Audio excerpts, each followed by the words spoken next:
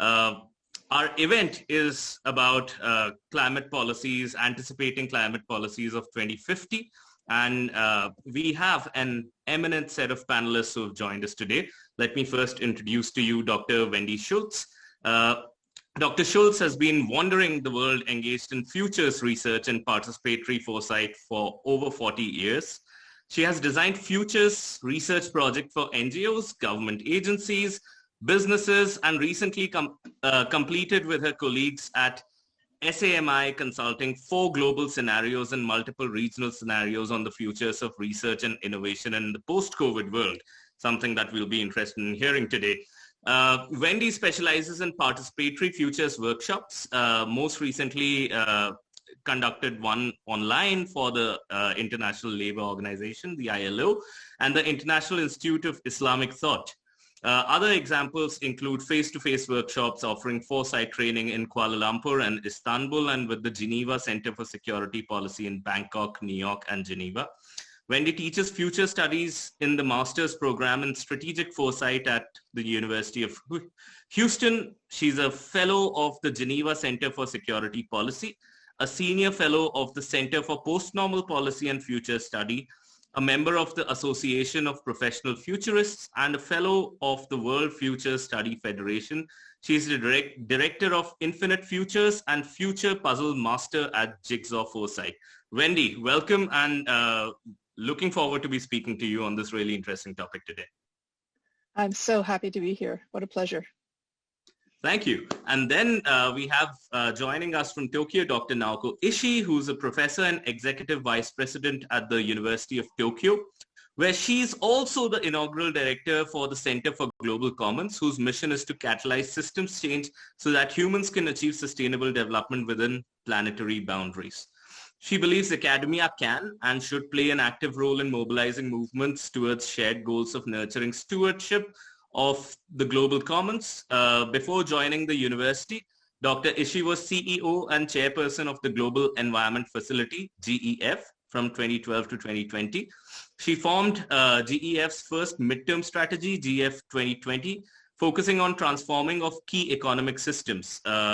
Dr. Ishii entered Japan's Ministry of Finance in 1981 and served as Deputy Vice Minister of Finance from 2010 to 2012. She holds a BA in Economics and a PhD in International Development, both from the University of Tokyo. Dr. Ishii, welcome to this panel discussion. So glad to have you over here. Thank you.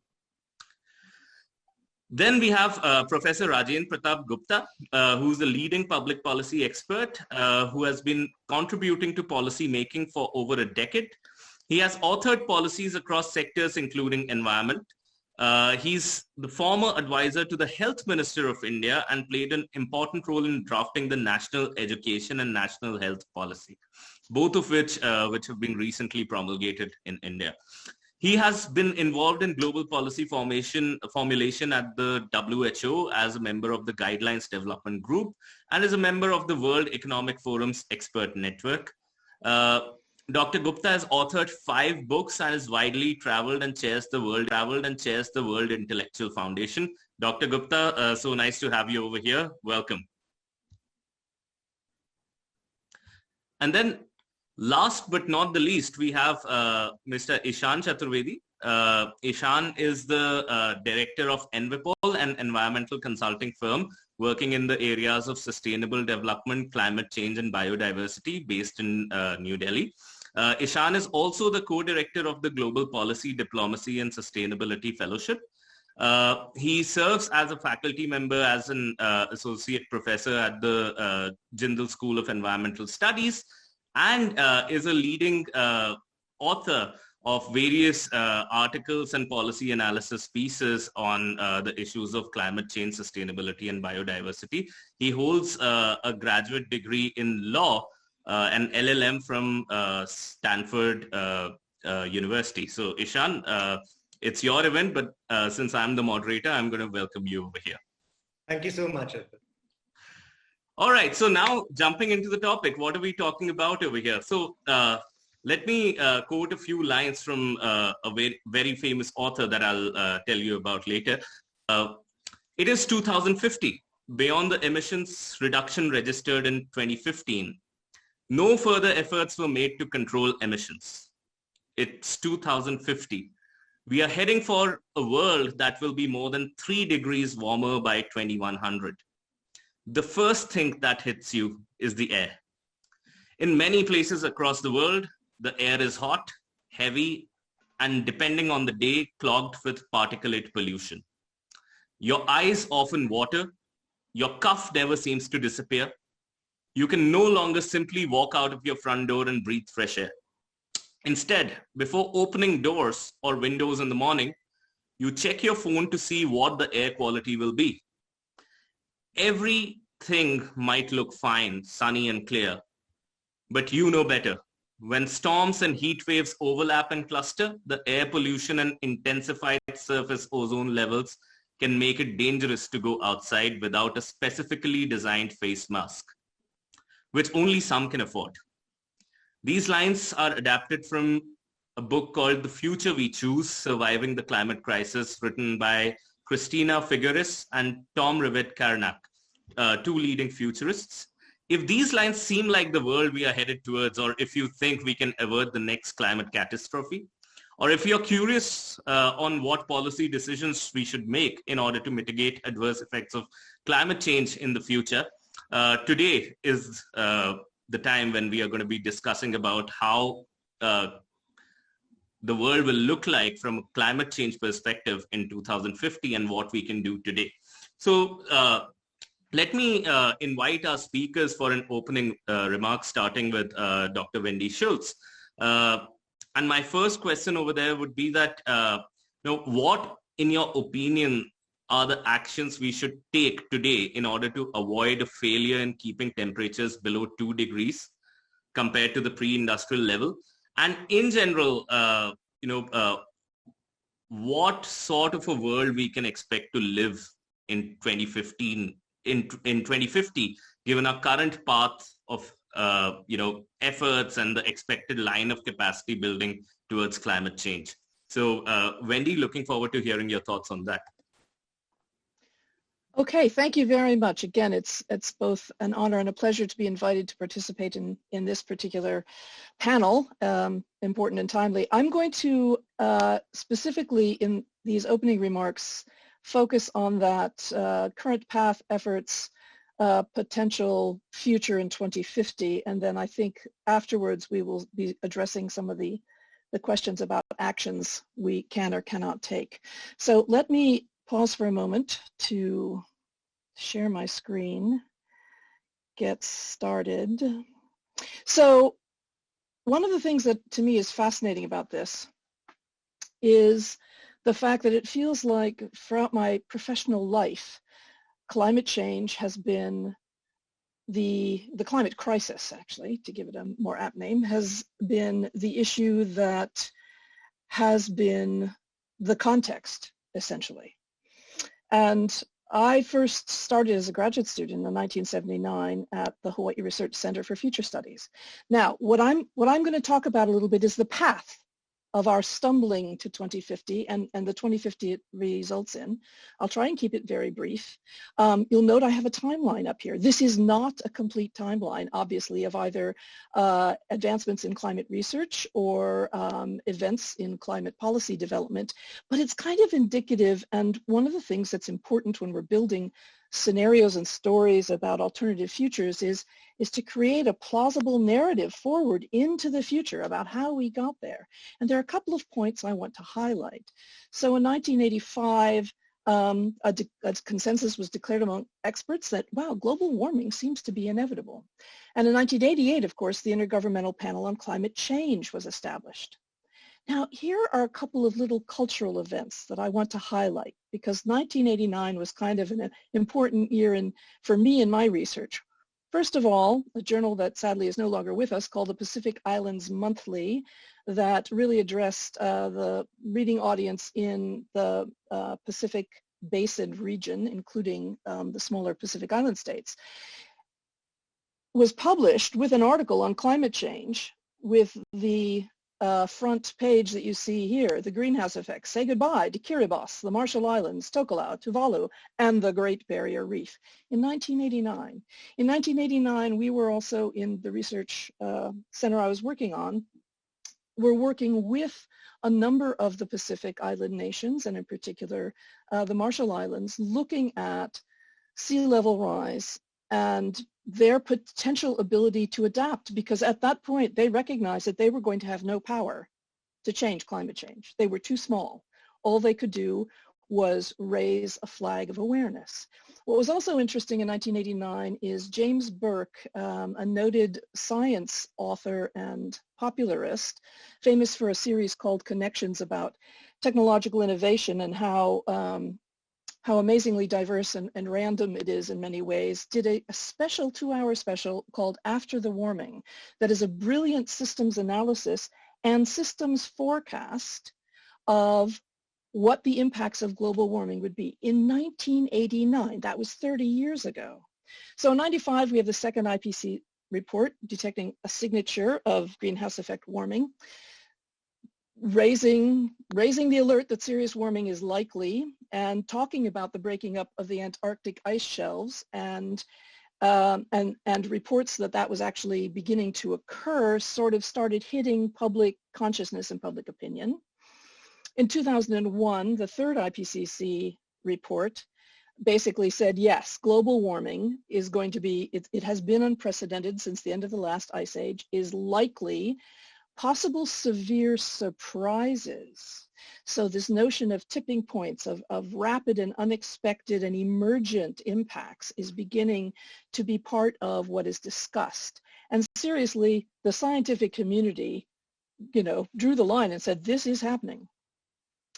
So the other point I want to highlight is climate scientists in 2008 basically said, even if we did manage to stop greenhouse gas emissions, the system is in motion. The change is in motion. Global warming will be with us to some extent. The collapse of the ice sheet in 2015 was noted to be potentially irreversible, which would cause meters of sea level rise over future centuries. And some of those ice sheets might cause significant sea level rise in very short periods of time. So 2018, we've got to stop greenhouse gas emissions. We this is all familiar. So to now, the working group, the second working group published the 6th assessment report, and it basically is telling us what 2050 is going to be like if we continue on this path.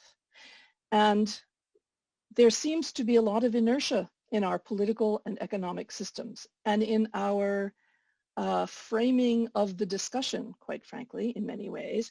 So coral reefs, we could lose 70 to 90% of the coral reefs. That would also impact a lot of marine species which spawn there. We could lose freshwater fish. Ecosystems are going to be degraded, possibly beyond their ability to adapt. And of course, what we're seeing right now, increased fire seasons, increased drought, increased mudslide and floods, significant impacts on the Arctic tundra. And of course, what all this does, what all these stresses do, is they tend to stress marginalized populations in the world more than anyone else, despite the fact that those are not the populations that are causing most of this. So inevitably, famine will occur, hunger will go up, more people will be undernourished, the food chain will be more vulnerable, both marine fisheries, domesticated fishing, wild fish populations will drop.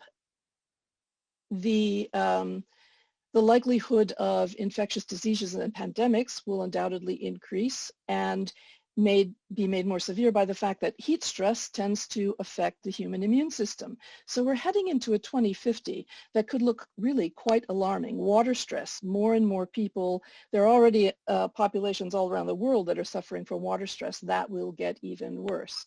The ability to do work outside, the ability to even sit outside safely under conditions of very high heat and very high humidity will be dramatically dangerous. So one of the other things that happened in 2020, because I'm interested in how people think about the future and images of the future and what images of the future are out there among the population. And Kim Stanley Robinson, a noted science fiction author, wrote a book called The Ministry for the Future that was published in 2020 about the very question you're raising in this panel. How do we effectively get embedded political and economic systems, especially the economic system, the global capitalist system, how do we get it more or less to turn on a dime and change the rules of play, change underlying energy structures that are running everything else and what we think of as modern life? How do we do that? And one of the interesting things is he kicks off the Ministry for the Future with a massive heat death catastrophe in India. So this is where we are on the path, and we're not even halfway to 2050. And if you just look at the news this morning, massive, significant heat anomalies in Northern Europe, in Russia, in the Arctic, in the United States, both the East Coast and the Pacific Northwest. So this is the path we're on. And as one person in Seattle, apparently a highway engineer with a sense of humor, it's 1,000 degrees out. Where the F are you even going? Where are we even going, right?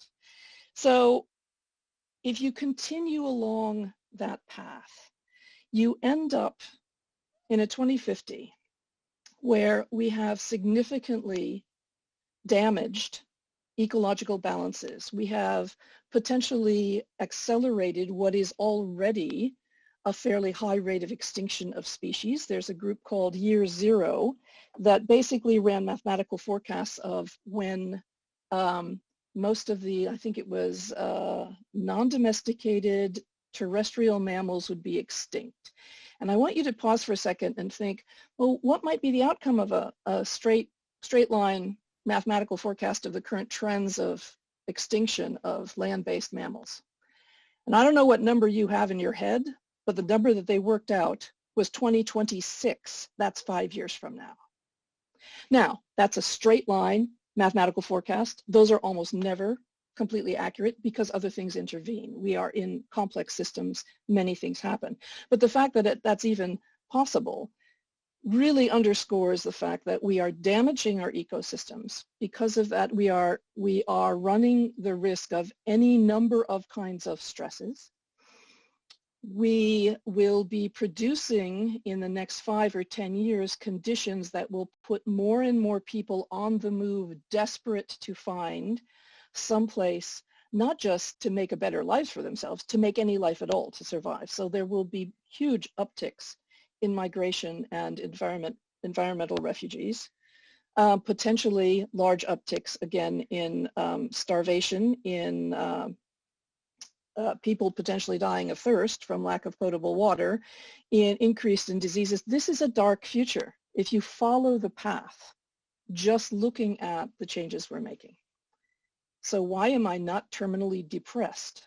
Because there are also more at the individual and local and granular level, very positive and even inspirational actions that people together are taking in local communities to attempt pilot projects of new ways of living and adapting both in a changed environment and trying out, again, new rules of play for the economy, for energy production, for food production and the food chain.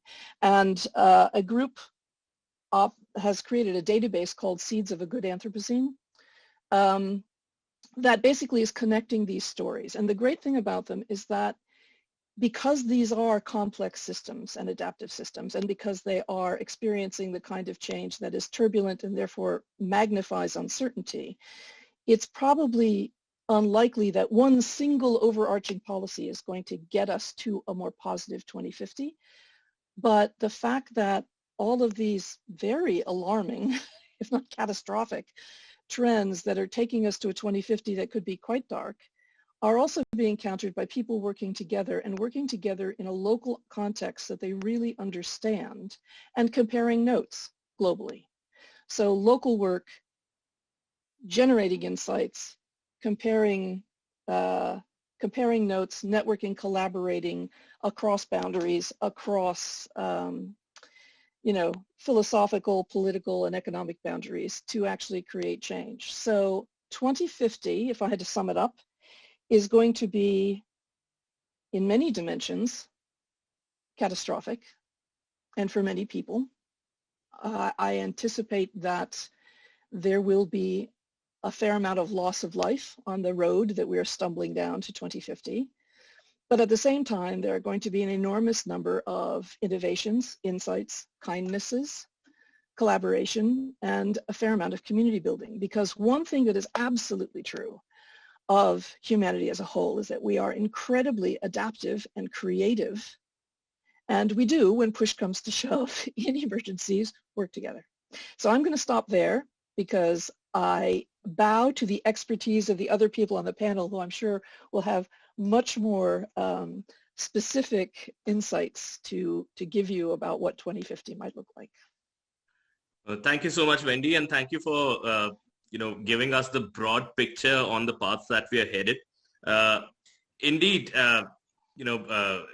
except for the positive note on which you ended it on, it looks like a dark, scary path that we are headed on. And I know if I could bring in Professor Rajendra Pratap Gupta to give his opening statements and talk to us about how you think the world would be in 2050, we'll be delighted to hear your views, sir. Thank you, Arpit, and I thank NV Pol for the wonderful informative webinar, and Ishan for the pioneering initiative, and also for giving me this opportunity.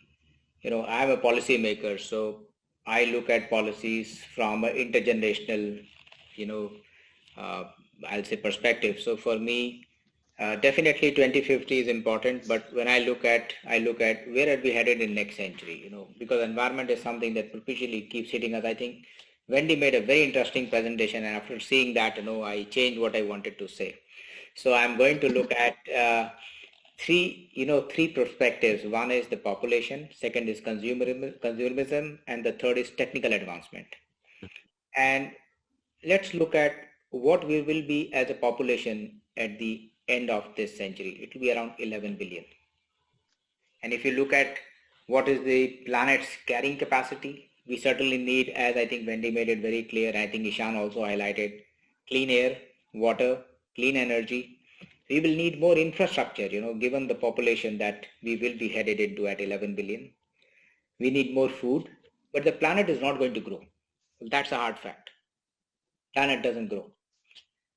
So what is the planet's carrying capacity we need to figure? So there are 3 data sets that you prominently see. Out of that, 1.9 billion is what the multilateral bodies have said. Then you have 8 billion. Then you have 1024 billion too, which is wild, I guess, can never get something that planet Earth can sustain.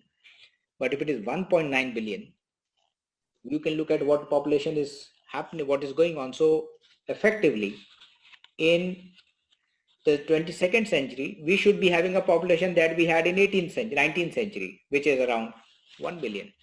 So, and look at the growth. We grow 1 billion every 13 years.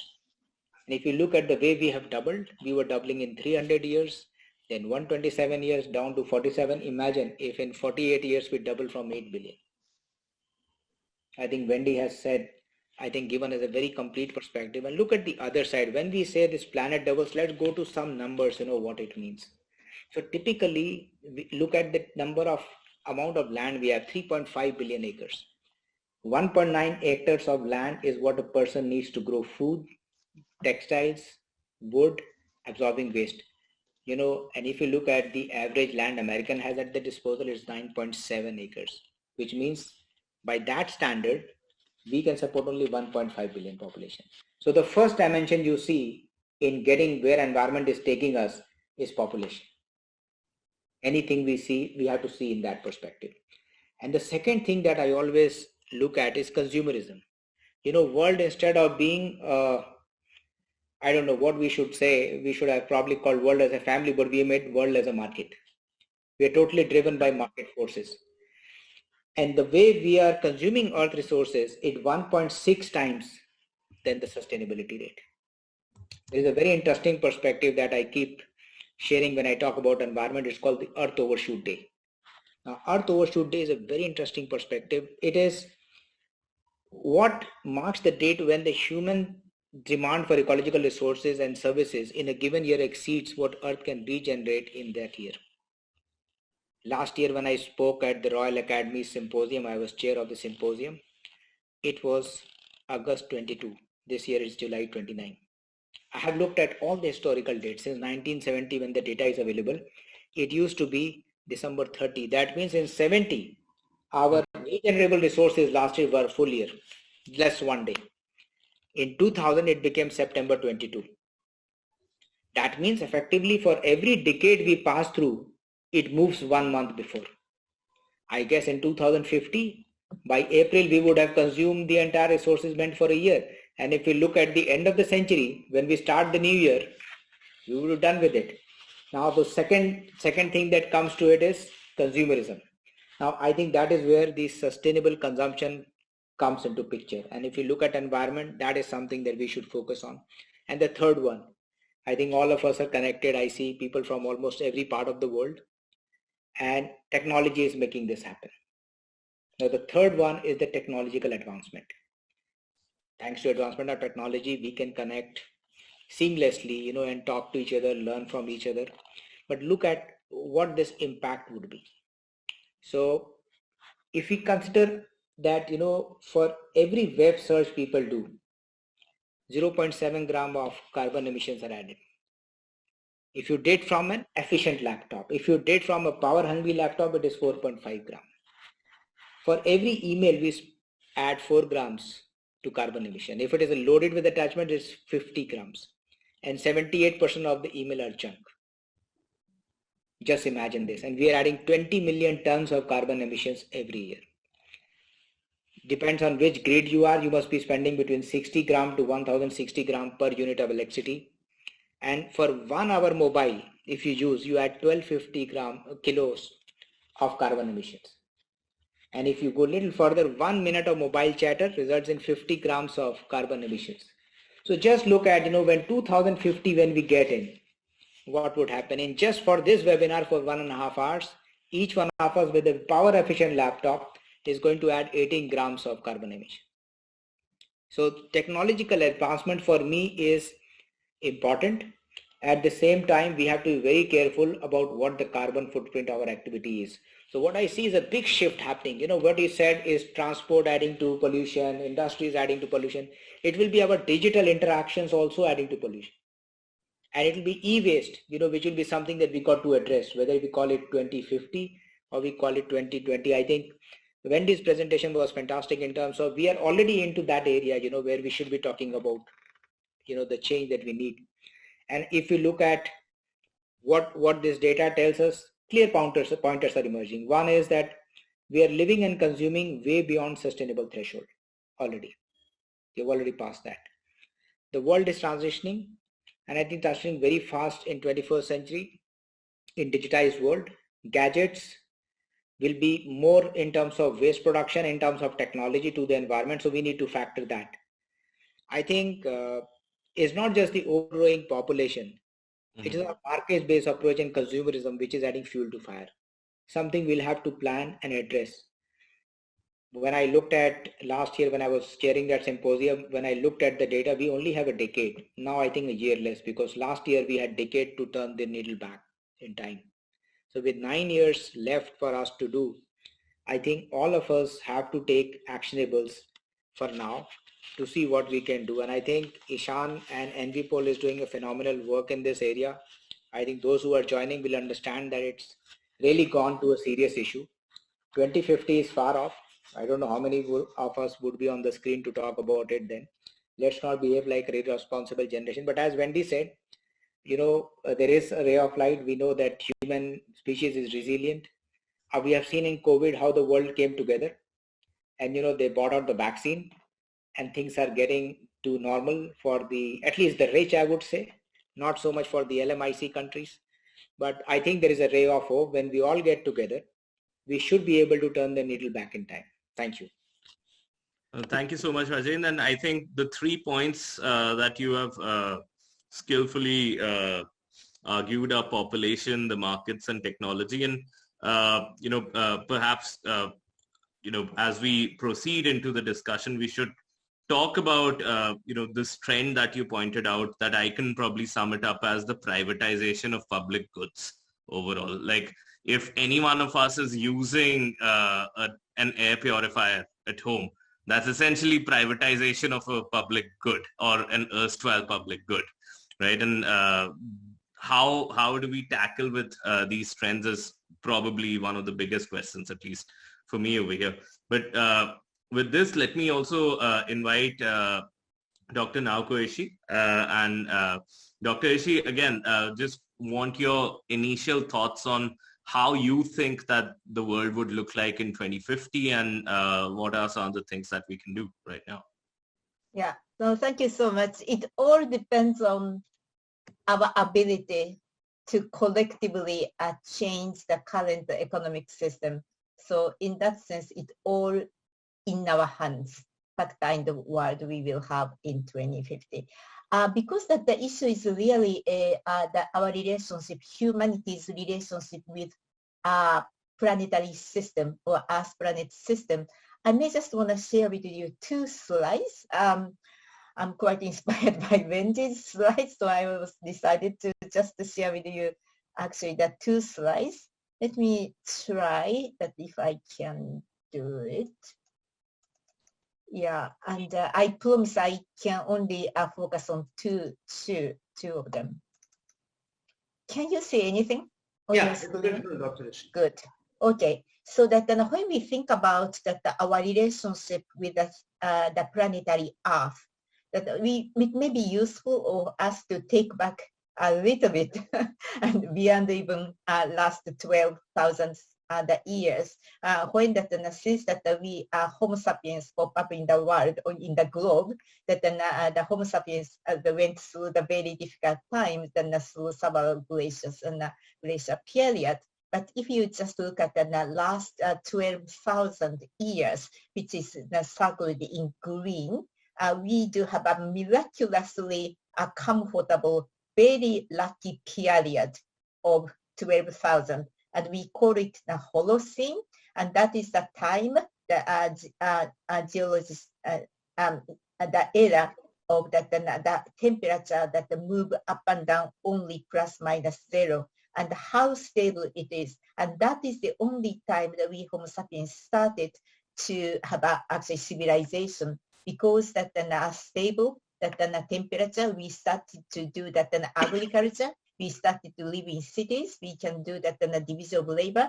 We somehow found that fossil fuel energy, and we actually that accelerate our growth. And as 2 speakers already mentioned, that for the last 70 years, or maybe since last century, mid of last century, our modern economy really accelerated, but with a lot of environmental cost.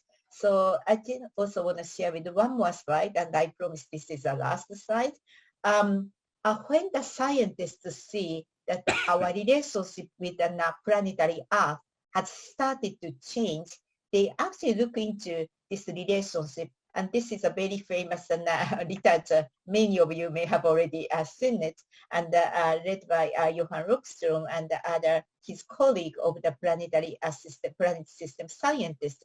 They try to see maybe we humans have started to change our relationship with the planetary Earth system, and that we have already started to destroy that our real foundation of the prosperity. You may see that on the first slide, we see that this very stable Earth system, which gives us a civilization, but then how far we can go like we are doing. So they have identified 9 kind of important planetary function and system, and then they try to measure where we are in terms of their own capacity or limitation of the capacity or the tipping points, and they measure where we are now, and they just marked with color that then So if that the color shows that it's green, we are still okay against the capacity of the planetary system. If the color looks at the yellow, we already enter into that very uncertain period, the area. If that the color changed to red, we were definitely already transgressed. Dr. Ishii, just sorry to interrupt you over there. Is there a way we could put this on full screen, this particular slide, for the benefit of the audience? Yeah, let's see. That I'm not necessarily too good at it, but does it look better? Oh yeah, exactly. Okay, that's good. Yeah. Yes. So now it helped maybe you to see that what are the 9 systems, and in terms of climate change, that it's already in yellow, because we are in uncertain that the area. But interestingly, that the big red is biodiversity loss. Definitely, we have already transgressed the point of no return. And another interesting point is that another big red is actually chemical cycle. So these are this shows that where we are in terms of planetary capacity, and we were definitely losing that stable and resilient Earth system, which show us this the very stable and very comfortable, very favorable condition for our civilization. So the question is, if we don't, if we continue that the economic system as we have now, what will happen to our relationship with us and us? Definitely, we continue to go into this from yellow to red, and we do have a catastrophic the symptoms, as already explained and by the moderator. So the only way out and to try to go back to the stabilize that the Earth system is to change the way of our life, that particularly the economic system, how we can change that our energy system, how we can decarbonize our economic activities, how we can change the way we live in cities, how we can change the way we produce and eat our food, and how we can change our production and consumption, as explained by the professor just before me, so that unless we find a way to collectively change those economic systems, we continue to go for this from yellow to red, and we destroy our own the basis of the existence. So what is really challenged is, do we have an capacity to collectively change those key economic systems which are so embedded to our day-to-day life? So even if we do understand the science, what can we really do to change this big system, which is a part of our life? Wendy gave us a very interesting the example of how the individual or the local community have already started to change. And I do fully understand that. The question is, those are the local initiative, local way of managing local commons can be actually extended to manage the global commons. I was introduced as inaugurating director of the Center for Global Commons. Why I named the center the Global Commons? Because global commons definitely requires a new way of governing it. It's not just a compilation, unfortunately. Some can be taken care of that, but it's definitely falls short. It falls short of that. So can we collectively find this new way of governing those global commons? That's going to be today's topic, I guess. Thank you so much. Thank you so much, Dr. Ishii. So things that I'm hearing in terms of, certain solutions, obviously all of the speakers until now have successfully been able to communicate a horrid picture of the future, and you've been successfully been able to scare us.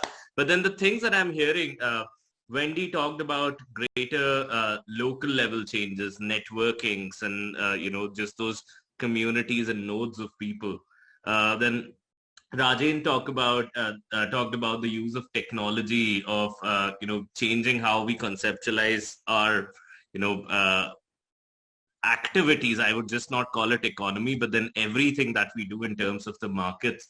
And then again, Naoko is talking about how do we think about production and consumption and how do we build coalitions to rethink some of these things.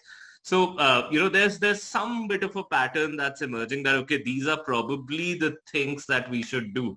But before I get into that, I would like to come to Ishan to pose the same question. Where do you see the world in 2050, and what are some of the things we should be looking at right now? But even before Ishan starts, just for the people who are watching us live on LinkedIn, if you had a registration link and you were not able to join the event on Zoom, we have fixed that glitch right now. And now if you try again logging on through the Zoom link that must have been shared with you after you'd registered, you would be able to enter the room over here. So Ishan, over to you. Thank you, Advait. It's a bit of a responsibility to be following the speakers that I'm following in this panel. It is an advantage given the fact that they've already covered a major chunk of substantive points. I know a lot needs to be done about it, but those are the ideation points. It's a disadvantage because whatever you do, you cannot stand on the same pedestal as they do. So with that knowledge in my mind and awareness, and because Advait has already talked about how a grim picture has been painted, and I think the occasion is such that it is grim. I would first start with something that Advait had quoted Christina Figueres earlier. I'd refer to her book, and in her book she refers to optimism. And let me first change the dialogue here and try to change the dialogue here, even though I will be getting into pessimism myself. Thanks, Ishan. We needed an optimist. Please stick to that. Yes. So no pressure. So remember, when it comes to human crises, when it comes to anthropological crises around the globe, short-term, mid-term, long-term, small-scale, large-scale, optimism is not a point of view. For policymakers such as Dr. Gupta, they know that optimism is a strategy.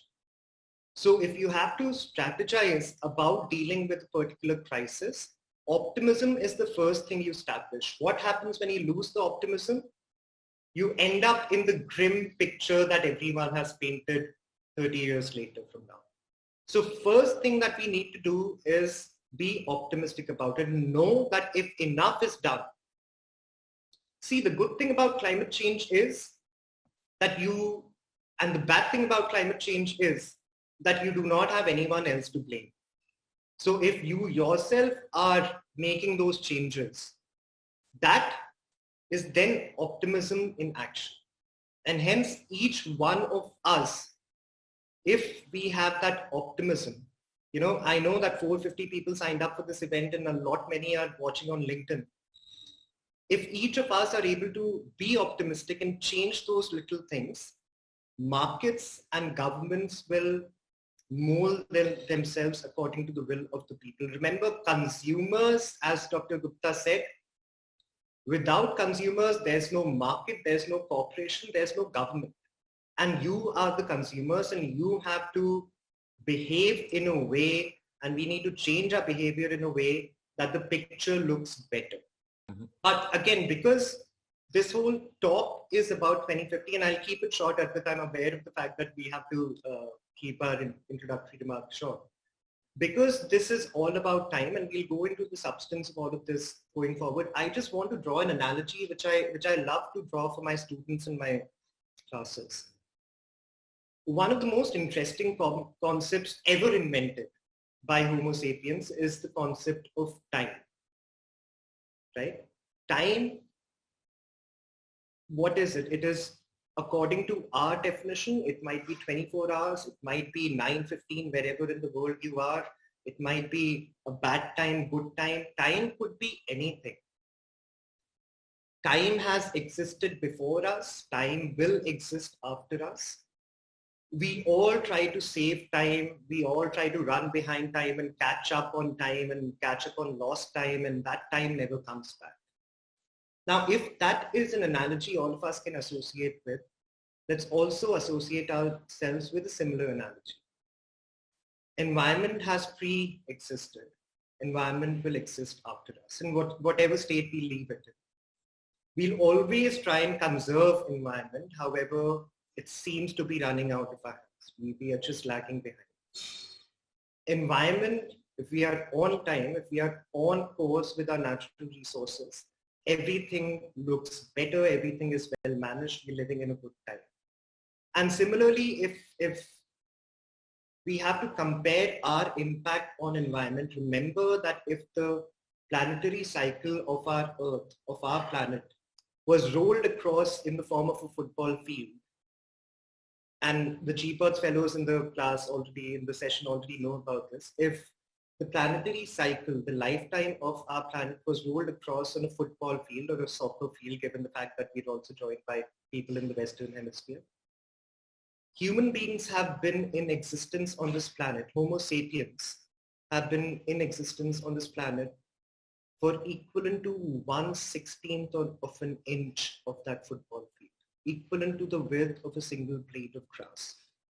So I think the first introductory remark that I'd like to share with all of you is that before we get into all of these substantive discussions, intellectual and academic discussions, let us look within ourselves and shed the hubris that comes from being a Homo sapien, that we have impacted so much and we can do so much and we continue doing so much.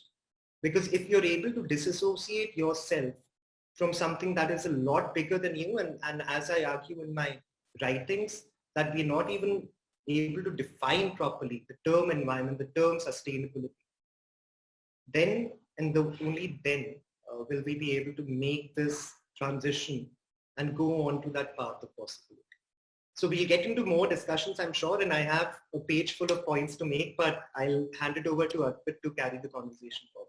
No, thank you so much, Ishan. And I think what you said in your opening remarks also ties very well to what Wendy was talking about, that it's a complex adaptive system. And, this is something that we can change, and there's almost, you can have a fork in the road, or maybe you could have multiple pathways on which you can go.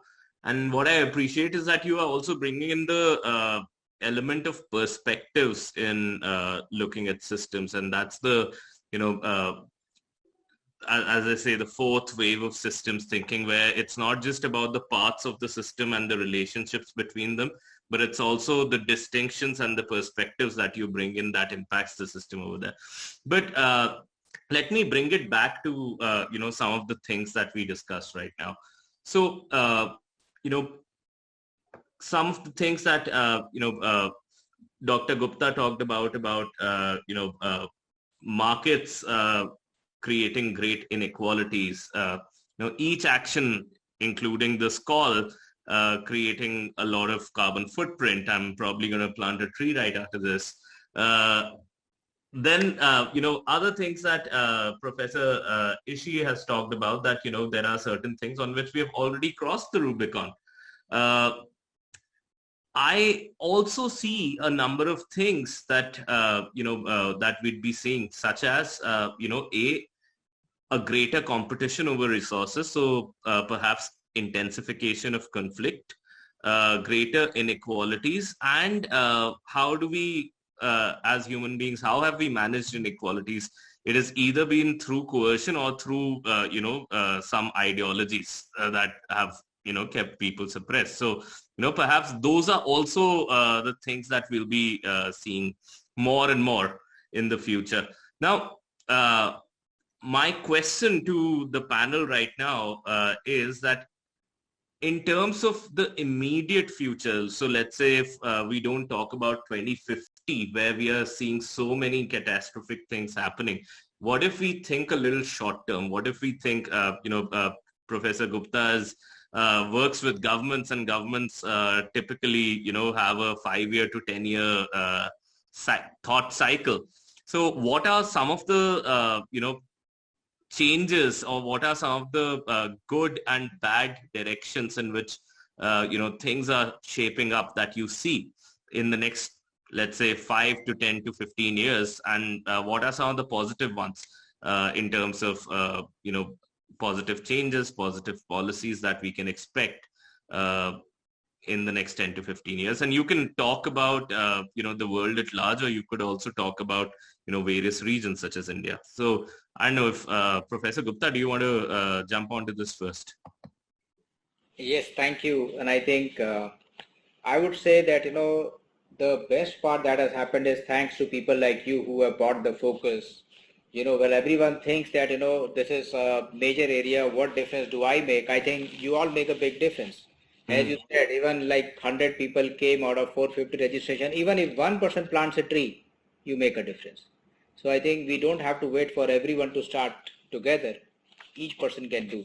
So let me, get to the point that you have specifically mentioned. So what I see as the biggest thing that happened is, right from the former US Vice President to people who started attending to this issue early on, so a lot of focus was brought in, and I think the UN SDGs have talked about sustainable consumption. Though I think they should be very important, but there are a lot of things that also flow into as subsets. We always talk about the big goals. We also have to look at what are the smaller things that we can achieve.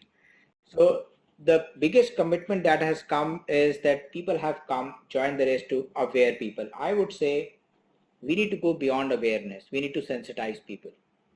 Let me give you an example to understand this. Typically, if you ask a diabetic to control his sugar, it will be tough. But the moment you tell that 32% of all diabetics end up having a chronic kidney disease, you will see the sensitization happening. So I think, yes, you need to get to sensitize people. Awareness beyond a point is not going to lead to results. Let me also give you the kind of commitments people have done. So you have Government of India saying we will reduce the emission intensity of GDP by 30 to 35% by 2030. We'll increase the forest cover to 33% by 2030. And will be 100% electronic vehicle nation by 2030. So countries have committed, whether to show globally that we mean what we are saying, or whether it's exigency. But yes, there are large scale actions. But let me tell you, the biggest challenge, if you see, is human side. We still believe, since I am not impacted, so it doesn't worry. This is all like big talk, doesn't happen, doesn't impact. So the biggest challenge is acceptance of the problem. We have still not understood the magnitude of the problem, though disasters have become the fifth season in most part of the world. Look at India, how many times we have seen flooding, we have seen extreme weather. I think Wendy showed that slide. I think Ishi talked about it. So that we are always in denial mode. So we need to address from the behavioral standpoint. Governments can change system by making laws. But I believe more than laws, we need education, we need sensitization. And this means a partnership. I mean, I think people like you are best suited to drive that, a partnership between academia, civil society, and the industry. That's the kind of coalition we need. And they need to go down to city and schools level. Unless we do that, it's going to be tough. And 2050 is not something we can afford to wait for. Thank you. Thank you so much, Dr. Gupta. And I really like the distinction that you draw between awareness and sensitization. That's something that I think we should think a lot more about. I frankly am beginning to think that this is a collective action problem. More than anything, it is about how do we model individual behavior and, make people understand that a little bit of, self-sacrifice, what it may seem, may be in their own benefit. But I can see Wendy unmuting herself, so I'm assuming that, Wendy, you have something to add to this. Thank you. Yes, I want to amplify Dr. Gupta's remarks because I agree entirely. And one of the issues in future studies as an academic discipline actually is to try and sensitize people to change, and not just to change, but to the impacts of change. And this assumption and having people get out of the, well, yes, that change is happening, but it's happening somewhere else, which is the sort of the opposite side of the not in my backyard syndrome. It's the, I don't want this in my backyard, I don't want that in my backyard, and I don't expect that to be in my backyard. I expect it to be in someone else's backyard. And the interesting thing about it is that with climate change, because it is unfolding to the human perception at this sort of geologic scale or ecosystem scale, that it's not only, well, yes, climate change is a problem, but that's happening in, other places, but it's also that's happening in other times. And I have literally heard policymakers saying, I don't really have to care about that because I'll be dead. And politicians saying, I won't be in office anymore.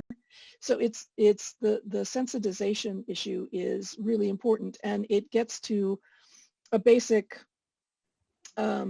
understanding and assumption of systems thinking, which is that the most powerful place to intervene in a system, as Donella Meadows would tell us, is down at the very deep levels of rules and assumptions and beliefs, the sort of cultural sets. And so you had asked beforehand, you had sent to the panel some questions. One of them was, what are some of the hardest problems to solve for effective action? And it's exactly this, changing people's core assumptions, the beliefs, the narratives, in fact, the myths, the cultural structures of myths and metaphors and language that they use to even talk about some of these issues. And coupling that with the difficulty of helping them actually see the change, because a lot of times the change, the initial signals of the change are happening somewhere else, although more and more all those changes are happening in our backyard. So this moving people out of the it can't happen in my here or my now thinking, and also encouraging folks to have a sense of responsibility and accountability for the changes we set in motion by doing simple things like buying one more piece of clothing that we don't need, but it's the new fashion, so we're doing it. And it's things that we have all done, quite frankly. It's things that we're raised to do as consumerists. So it gets back to Dr. Gupta's point about we are in a consumerist culture, and we need to fundamentally transform that. We need to fundamentally transform the economic systems that we're in. And one last thing, there are some very interesting projects and processes going on right now where consumers, often younger children, are suing companies and policymakers for endangering their futures. There are people that are looking at ways to significantly change the ethics and accountability around investing to try and actually use investing as a lever to transform the global economic system. So again, there are, despite the real challenges of this crisis, there are, as you say, points of light. And a lot of them will at some point need global, I'm not sure I can say global governance, but certainly some sort of global coordination. Right. Thank you so much, Wendy. And, I definitely understand the idea of, hitting on the changing or the underlying rules or, the underlying mental models that are leading to these emergent properties in the system, which is, putting the whole of the humankind in crisis. But then I sometimes think that, how do you define rules which are incentive compatible on an individual level? Okay, so Daniel Wall has been doing some really interesting work on sustainability, and in one of his essays, and I was remembering it this morning and I highlighted it, he was talking about the precautionary principle. And that we need to change this focus on we're making things for profit to think through, and let's see how he puts it. We urgently need a Hippocratic oath for design, technology, and planning. Do no harm. To make this ethical imperative operational, we need a salutogenic, health-generating, intention behind all design, technology, and planning. We need to design for humans, ecosystems, and planetary health. And that could be incentivized. And I would add, we need a variant for futures. First, do no harm. First, foreclose no futures. We are foreclosing huge numbers of possible and potentially desirable futures for especially marginalized populations all over the planet by putting them in danger. Yeah. And endangering more and more people by this. So. No, certainly. I think those are some great actionables. I would want to go to Naoko and hear your views on, in the immediate terms, what are the kind of challenges that we are looking at and what could be some of the solutions? Over to you.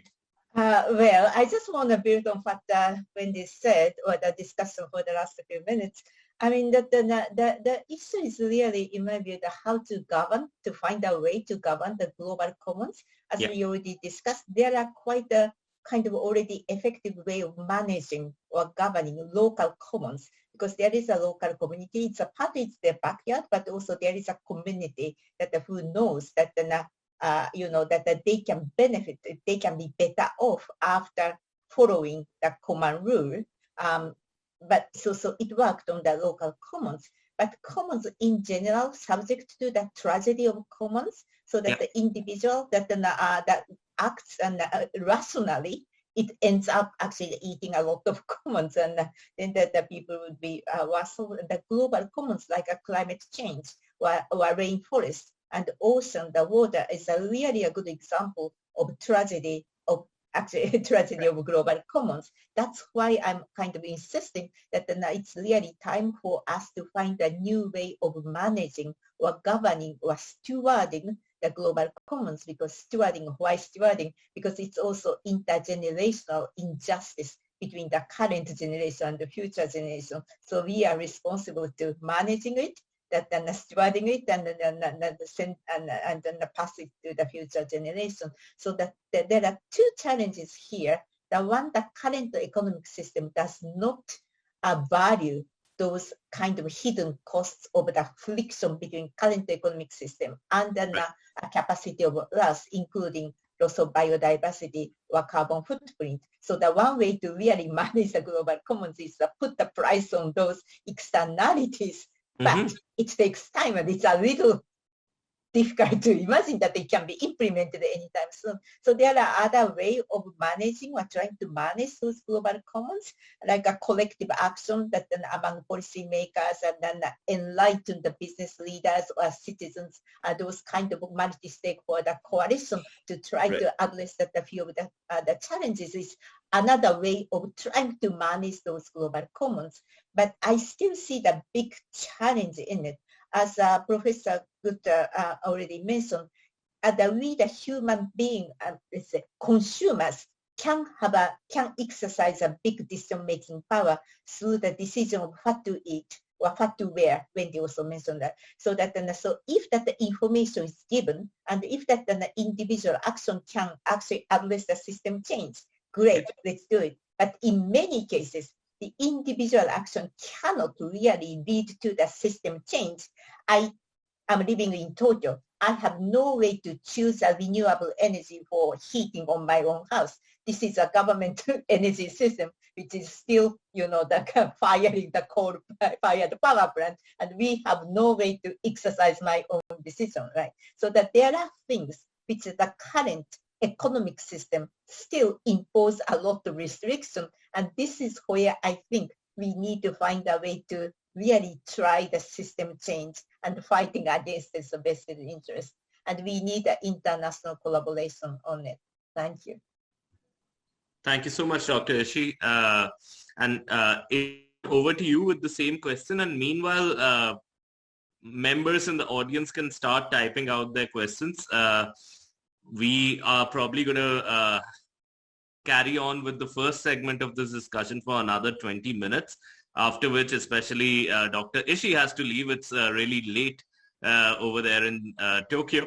But Ishan, meanwhile, over to you, and while the audience can start thinking and typing their questions in the chat box. Yes, so I think we're opening the chat box in 2 minutes, and as soon as it's open, the audience can type in their questions as well. I want to address 2 points here, and both of them are very important, and I'm again going absolutely off script, just going by the discussions that we're having. The first is a very important point of sensitization that Rajen sir raised, and then it went into how collective action is an important component of sensitization as well. And I come from, for those of you who do not know, by qualification, I'm a lawyer, so I go back to one of the legal disputes that we are so often faced with. Is that of inheritance. And again, I'm drawing an analogy here for you to help understand how we function in terms of sensitization and collective action. If you are staying somewhere and if your neighbor is having some issues with their siblings over property, over their property that they inherited from their parents or their grandparents, you do not care, right? The maximum that you care about is how will be the new way, whoever gets this inherited property, will he or she be a good neighbor or not? But if you are in place of that neighbor, and if you are fighting for that inheritance, what do you consider? You consider that I get the full share in this property, right? I get the property in the same state as it was left behind for me. I get the property in a way that I can utilize it as well as my parents could or grandparents could. It's the same with inheritance of natural resources. And this is very important. Are we all sensitized enough, to borrow Dr. Gupta's word, and are we all doing that in a collective way, to borrow Dr. Rishi's comment? Are we all fighting for our inheritance about natural resources from our previous generations, like we would have if it were a case of a house or a flat or a bungalow, as the case may be, or the land? So that's one. How do you solve this collective action problem in a way that you realize that you have a vested interest in that natural resource? And that vested interest could be through anthropogenic terms. So it could be in terms of monetary value for you. If that helps you conserve something, it could be for its ecosystem service value, as we call it in environmental policy. The second thing that I wanted to address is consumerism. And again, I want to give the floor to our panelists and take up the questions as well. So in the meanwhile, I'll be very short and just sum up consumerism by an 1800s poem by Alexander Pope, which I know Arpit enjoys a lot. He's one of our favorite poets generally. And he had this prose which says, "How happy is the blameless vestal's lot, the world forgetting by the world forgot, eternal sunshine of the spotless mind, each prayer answered and each wish resigned." So to tackle consumerism, you need to approach it from this beautiful prose standpoint that all of your prayers need to be about your needs, and all of your wishes, which are about your greed, can be put in the back burner. And we haven't even got into the whole discussion of circularity and integrated loops and zero waste and those sort of things. And I know that Dr. Rishi has worked extensively on this, so I would give the floor to her to talk about circularity. But the idea is consumerism, sensitization, collective action. When it comes to climate change, governance, policy, sciences, law, academics, as Dr. Gupta said, all of these are just different sides of a single dice. And unless you have all of them figured out, your Rubik's Cube would never make sense to anyone. So it does not matter if you have one thing taken care of. It has to be all of those things coming together, and that's why global collective action, local collective action. So what are you doing in your local community? Are you sensitizing them enough? Do they know, or let's not even go to the local community, do we know that when we board a 7-hour flight from New York to London, one seat on that 7-hour flight is equivalent, from New York to London, is equivalent to melting 3 square meters of polar ice caps on a single trip. And if you go to the business class, it's a lot more. Do we know these things?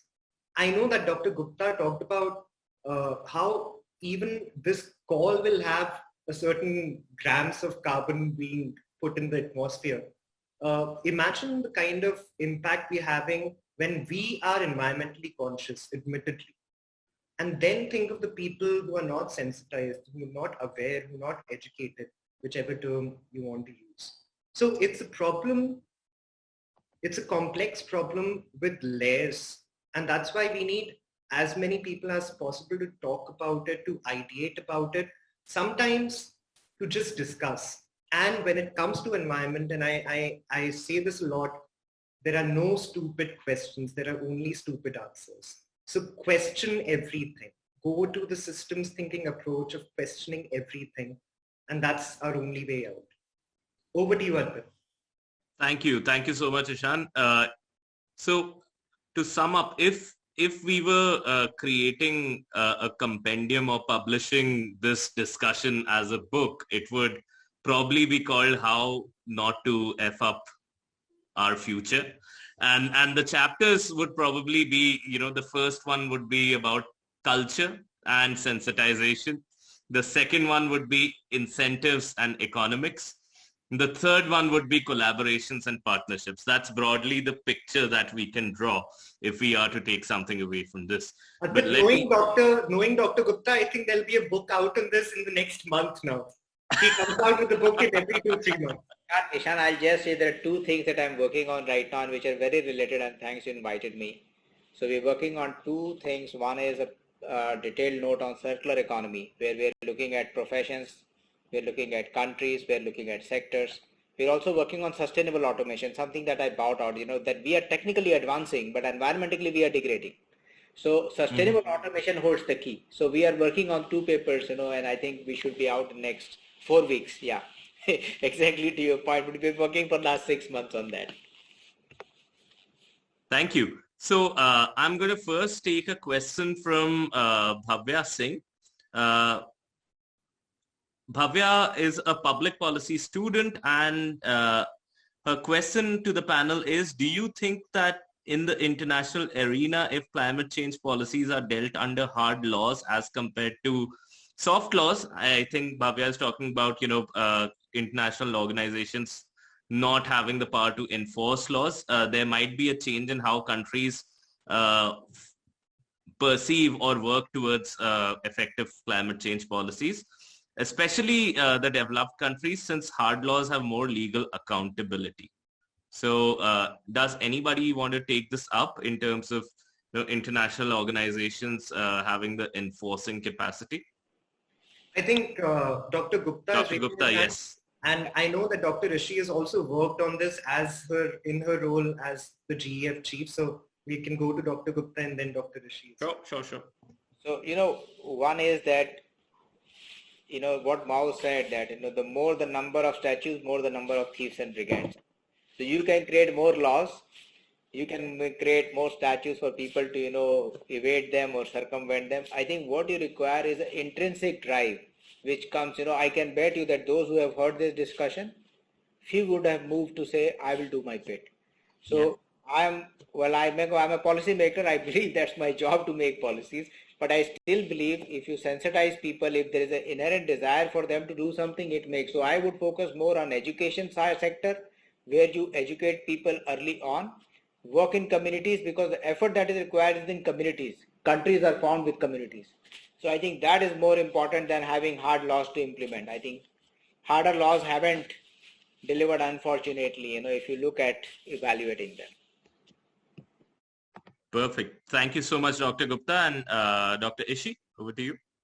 Yeah, actually, the GEF, Global Environment Facility, which I worked for 8 years as CEO until last summer, was created to help developing countries to follow or to meet the obligation under 3 environmental treaties: climate change, biodiversity, and land degradation.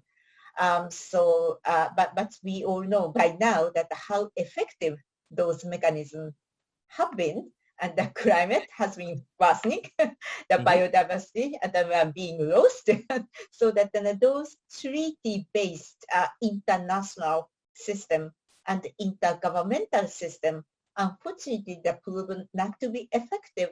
And maybe one good part is actually that the Paris Accord of the climate change, at least, and 95 countries agreed to step up their own efforts to achieve 2 degrees or 1.5, but still, we all know it's not really forced to make an economic and transformational change. So it actually tell us, in my view, that those treaties or laws are not really the best way to manage the climate change, because what is really needed is a comprehensive, total transformation of the economic system, which is far beyond those treaties. or those accord treaties. So, and that's why we are having this discussion, what's the best way to actually realize the total system change. And that all go back to the policy issue, the education issue, the citizen-to-citizen initiative, or the community issue. And we really need to find the best way to govern those global commons and local commons. And that is what we are striving. So the question is, just in quick response, that I don't think that the enforcement will strengthen that the law enforcement really doesn't give us to anywhere. But then the fundamental understanding of the science and education and the changing value, which leads to the system change, is extremely important. Being an economist and a practitioner for 40 years, I actually don't necessarily trust or feel confident of the moral-based economic system or the economic decision, that the economic decision needs to be based on the economic number. So that's why I'm kind of promoting, kind of putting the price on the natural capital, or at least starting with carbon. And while failing, that takes time, we need to find a way to the international collaboration among that multi-stakeholders to push that transformational change. Thank you. No, indeed, I think that would be a monumental project if you were to do that, and I'm glad that you're working towards that. Similar note, we have a question from Ambassador Abbas Ahmed Abbas from Somalia, and he's saying, technically, how can low-income countries like Somalia benefit from renewable energy and can avoid burning charcoal for economic development? So I think the question over there is that, you know, a lot of times the argument is that developing countries can now afford to invest in, waste treatment plants and solar energy, et cetera, but then how do developing countries catch up in the face of this? So I know if any of our panelists can jump onto that one. I'm happy to take that question, Arpit. Sure, Ishan. Thank you, Ambassador, for the question, first of all. It is in 1992, when the Rio Declaration happened, in clause 7 of the Rio Declaration, there was this very interesting concept that was introduced. And may I suggest with some disdain towards some people who were on the negotiating table. And that clause talked about the CBDR principle, which stands for Common but Differentiated Responsibility Principle. Now, this was the first time where the global North and the global South came together, recognizing that there are two main issues in dealing with environment, sustainability, climate change. One is that of capacity. So as His Excellency mentioned, some nations do not have the capacity in the first place. And I'm not talking about capacity in terms of fiscal capacity only. I'm talking about human resources, natural resources, awareness programs, technology, various knowledge capital. All of these are capacities. So there was capacity with the global North. The second issue was culpability. Mm-hmm. Who has led us here? Now, we can keep on blaming the developed world and global North, and as we should to an extent, but remember that 85% of all climate impact has happened due to our pollution since the Second World War. So it's literally your generation, your dad's generation, and your grandfather's generation. So at some point of time, we need to shed this global North, global South tag. However, I completely am in agreement with the ambassador that sometimes it is important to, and that is why GCF was put in place and a Green Climate Fund, and a lot of other institutions are being put in place, because this pipeline of resources needs to be created that levels the playing field between capacity and culpability. And there's, under environmental law, there are these principles of international environmental leakage and the beneficiary-based principle. I think Wendy referred to polluter-based principle. Beneficiary-based principle is like polluter-based principle 2.0. or pro-max, if you like, if you're a woke millennial. And beneficiary pays principle says that you are benefiting due to exploitation of environment that was done by the previous generations. And this is referring to the global north. And hence, because you're benefiting, and then there is Axel Gosseries and Eric Neumayer and Edmund Burke, who have basically suggested that because you have benefited, no one should be a free rider and you should pay on account of exploitation of environment by your forefathers. So there are a lot of things that are happening. I must also address the last question, because I think the power of soft law, soft negotiation, soft power dynamics cannot be discounted ever. So how many of us left usage of plastic straws after we looked at that turtle that had a plastic straw going through its nose? That's not a real law by which you had to adhere to, but there was some power dynamic that played its part. Similarly, you can take up other examples of such soft politics through which we have been able to make a difference. But I'll cut my answer short because I know that it is quite late in Japan for Dr. Rishi, and even for Dr. Gupta, I know that he is a very early riser. So Arpit, over to you. Sure. There are at least 3 great questions. And by the way, guys, everyone who's posting questions, I'm not taking them in the order that I'm receiving it. I'm just picking the questions that I like. So I think one great question that I have, and this could probably be the last one over here. There are 2 more. So if we can have some panelists stay over, but I know Dr. Ishii has to go.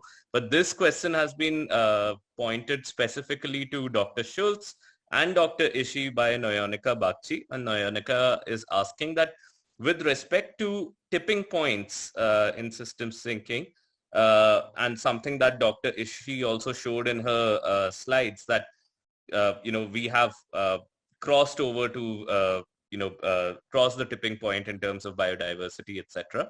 So her question is, once a tipping point is reached, which from what I understand is when we leave from one region and move to another, aka green to yellow, for example, is a new equilibrium state reached? And if it does, am I correct in assuming that at this point the destruction occurs faster at an accelerated rate because the system has become more fragile? So Dr. Schultz and Dr. Ishii.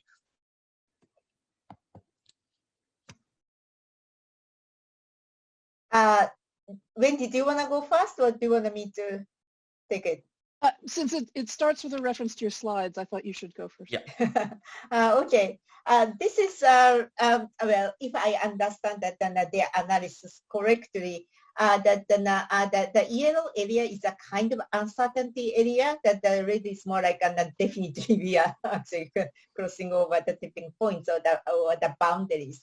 And what it really means is that the Earth system is, it's a kind of, if the Earth system is one equilibrium, and if it goes to the yellow to red, it may jump onto the new equilibrium, which we are really not yet know. So that right. So that it incurs a huge uncertainty and huge maybe risks, because we are actually sailing into the uncharted sea.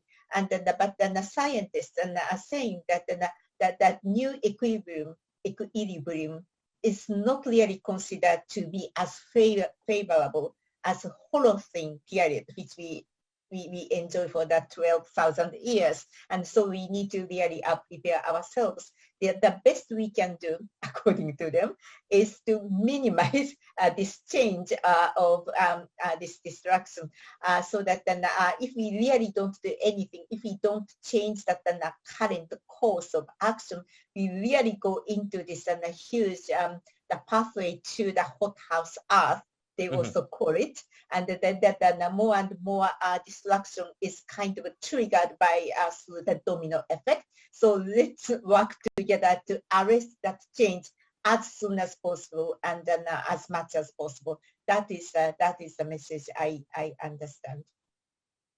Back to you. Thank Back to you. Wendy, maybe. Okay, so for me, this opens the door for me to talk about systems dynamics more generally, which is always fun. One of the issues in future studies, when we are asking people to think about long-range futures and the potential for change and the infinite variety of futures that are possible from any given moment in the now, is that we almost immediately have to enter into the discussion of the difference between possibility and exploring possibility and evaluating possible futures for preference, right? Stress testing them against our values, in other words. So to me, we need to be careful when we're talking about systems in terms of equilibrium and stability and whether or not a new equilibrium state is reached is a different question from, and are we going to like it as humans? And the other question is, and does the planet care if we, the humans on the planet, like it? Because maybe it's going to be great for everybody else on the planet, right? So one of the issues in sensitizing is this notion of our incredible humanocentric way of looking at the world. But in terms of stability, generally, where the slide aside, the issue right now is that we've got a number of systems that were stable, reasonably stable in the Holocene that have been perturbed. And so a number of them are have been sort of jogged into turbulence or jogged into chaos, and they will eventually reach some, they'll hit a tipping point and they'll reach some new equilibrium point, which literally is more stable than chaos. That it's equilibrium, it's balance. So in that extent, the system won't be more fragile, and when it hits equilibrium, it will probably be changing less. But the question of whether or not we like the equilibrium it reaches and whether or not our cultures, our societies, our civilizations, for whatever worth they are able to survive the new equilibrium is sort of a different question. And one of the points that I think is true is that we want to try and avoid the tipping point if at all possible. And this gets back to some of the earlier questions. And what I was thinking about while listening to all these very insightful responses is that the problem with this is that it's a classic wicked problem. Yeah. There is not one thing we can do. There is not one issue that can be solved. You had asked the question again to the panelists in advance of, is there a low-hanging fruit that we could just address immediately? No, because anything, if you say, well, transport is huge and it's contributing massive amounts to carbon emissions, so maybe we should, work on transport and mobility. Well, except that you can't work on transport and mobility without working on energy. Right, so everything is interconnected. And I think, to me, one of the things that's interesting is that this requires an all scales, all levels, like all directions approach, because it is a massively, we are embedded in this dynamic, complex, adaptive system that periodically parts of are being perturbed into chaos. And so there are no easy answers. There are no straight line, I see a goal, we can take these actions, we will reach it. That's not going to be possible. But if more and more of the strong legal approaches and the soft legal approaches and different policy approaches and different community approaches and different individual approaches are all aligned roughly along the same idea of a preferred future, of a better outcome, then we can start making small shifts at multiple levels, whether really large systems or really small systems, that might actually be able, as a sort of symphony of responses, to have an impact. But there isn't going to be one easy answer to this ever. So, on the other hand, we're good I think I need to. I'm sorry. No, go ahead. sorry, I think that I really need to leave now, but then I just want to thank you and just just a quick response to maybe pattern is just being discussed this and anything we can do immediately. I think that I agree with Wendy saying that no, I think it's a very dangerous way of thinking about it because everything is connected, everything is kind of systemic, and then that challenge is kind of enormous. So that rather than just thinking about that is at the short way of addressing it, I think we really have to take it very frontally and more comprehensively. The only exception I think that I can do tomorrow is, as I think there's a Professor Gupta said, that demand the information or demand the change or that what we want to eat. And when I go to the supermarket to pick up my dinner tonight, I want to have information about how much carbon or biodiversity of that particular food cost, and we can demand it. And we are not necessarily easy to get it. But then after actually that more demand from the consumer, individual consumer may add to the system change, at least the pressure to the system change. That's something we can start even tonight. And I actually believe in why the system change is difficult. I kind of believe in this individual can design it's our own solution and to do this and question. So thank you, and thank you for so much of having me. May I? Thank you so much. It's now 12:30 a.m. So Oyasumi nasai. Oyasumi nasai. I have a very early morning tomorrow. So thank you so much, everyone. Thanks a lot. Thank you. Thank you. Thank you so much, Dr. Ishii, for staying in so late and for accepting the invite for the late night discussion. And I think this is also time to sum up the discussion, and especially this last segment really talks about, it reminds me of something that my game theory professor, Dr. Kaushik Basu, used to say, that if you want to transform one part of the system, if you think about it, it's really about transforming the whole system itself. So I think, with that, I would like to thank the London Climate Action Week, all of our panelists, and all of the people in the audience for asking such wonderful questions. We have another segment of our event in right after this, so do not start logging off. Hang on, and we have some great discussion yet to be done now from our global policy, diplomacy, and sustainability fellows. But before we jump into that, first let me thank all of our panelists, Dr. Ishii once again, Professor Rajendra Pratap Gupta, Dr. Wendy Schultz, and Ishan Chaturvedi. So thank you so much for the great discussion. I also have to observe that there are certain very good questions over here that we could not take up, but I'd invite you all to be in touch with us, especially questions from Lansana J. Sheriff, Sakshi, and Suchita, but Suchita is already a GPOTS fellow, so she's going to be in touch with us anyway. So thank you so much. And Professor Gupta, Professor Schultz, you guys have a great night, and thank you so much for joining us. We really, really found this discussion insightful, and I hope that How Not to F Up Our Future is a book that can be collaboratively produced. Thank you. Thank you so Fantastic. much. Thank you so much for inviting me. Thank you so much. So guys, remember, we'll take a 5-minute break and we'll come back with a second session, a session that I promise will be as lively, if not more, and as thought-provoking, if not more. Before we do, and before we have our 5-minute session break, please make sure that you fill out the survey link that we have circulated. Please remember that because it's a certificate workshop, so you need to be in attendance for both the sessions, so please do not log off.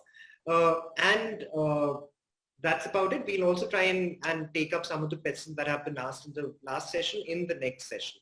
So that being said, if we could have a short video that we could play for all of you before we head into the 5-minute break, and we'll see you in 6 minutes, 6 to 7 minutes from now. Over to you, Aditi, for the video, please. Thank you so much, Wendy. Thank you.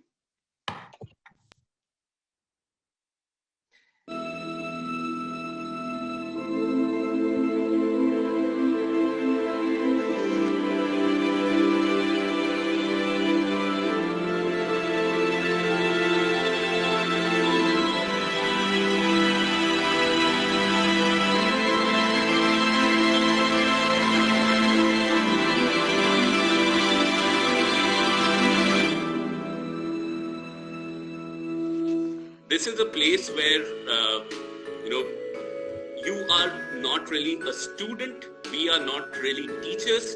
We are all coming together in a community of fellowship. And that's the reason why we call it a fellowship, where we think that everybody makes knowledge or builds knowledge based on the ideas that they already have in their mind.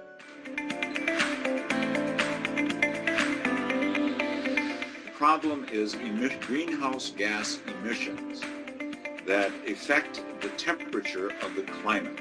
The agricultural land, the places which we use to grow crops, have a fair amount of saltwater intrusion. Actually, the very close cooperation between the United States and China to come to an agreement to how to operationalize this principle into the future.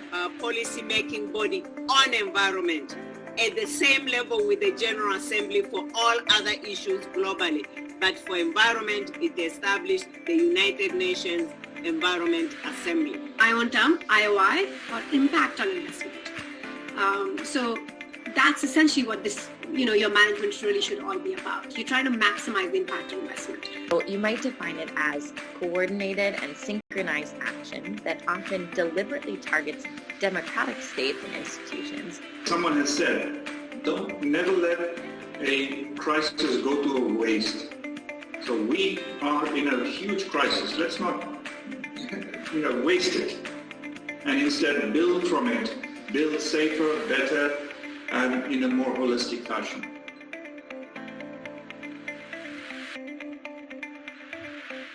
I am thoroughly enjoying the fellowship. I think it's keeping me enthusiastic, lively. I'm really excited. I look forward to lectures. I look forward talking to Arpit and Ishan more often. So I'm really glad that I am a part of GPods. I took the right decision. GPods has helped us build such a rich network of professionals who are truly global and, are actually working at the cutting edge of solving some real policy problems. So this is one go-to course that you really need in your life so that you can really enhance in your academic skills and get to push to what you really want to achieve in life when it comes to policy making, sustainability and diplomacy.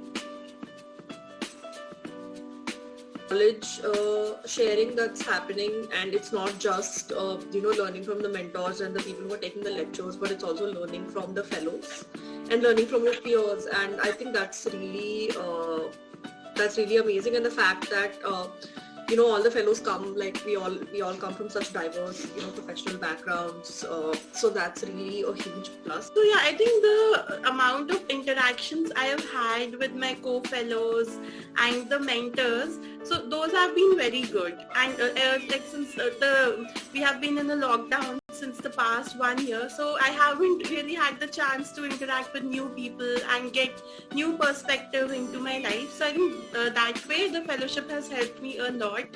I have so many friends across the globe now, and so the key learnings have been very helpful for me. Take away from this fellowship, which is to always be a learner and to never stop being a student.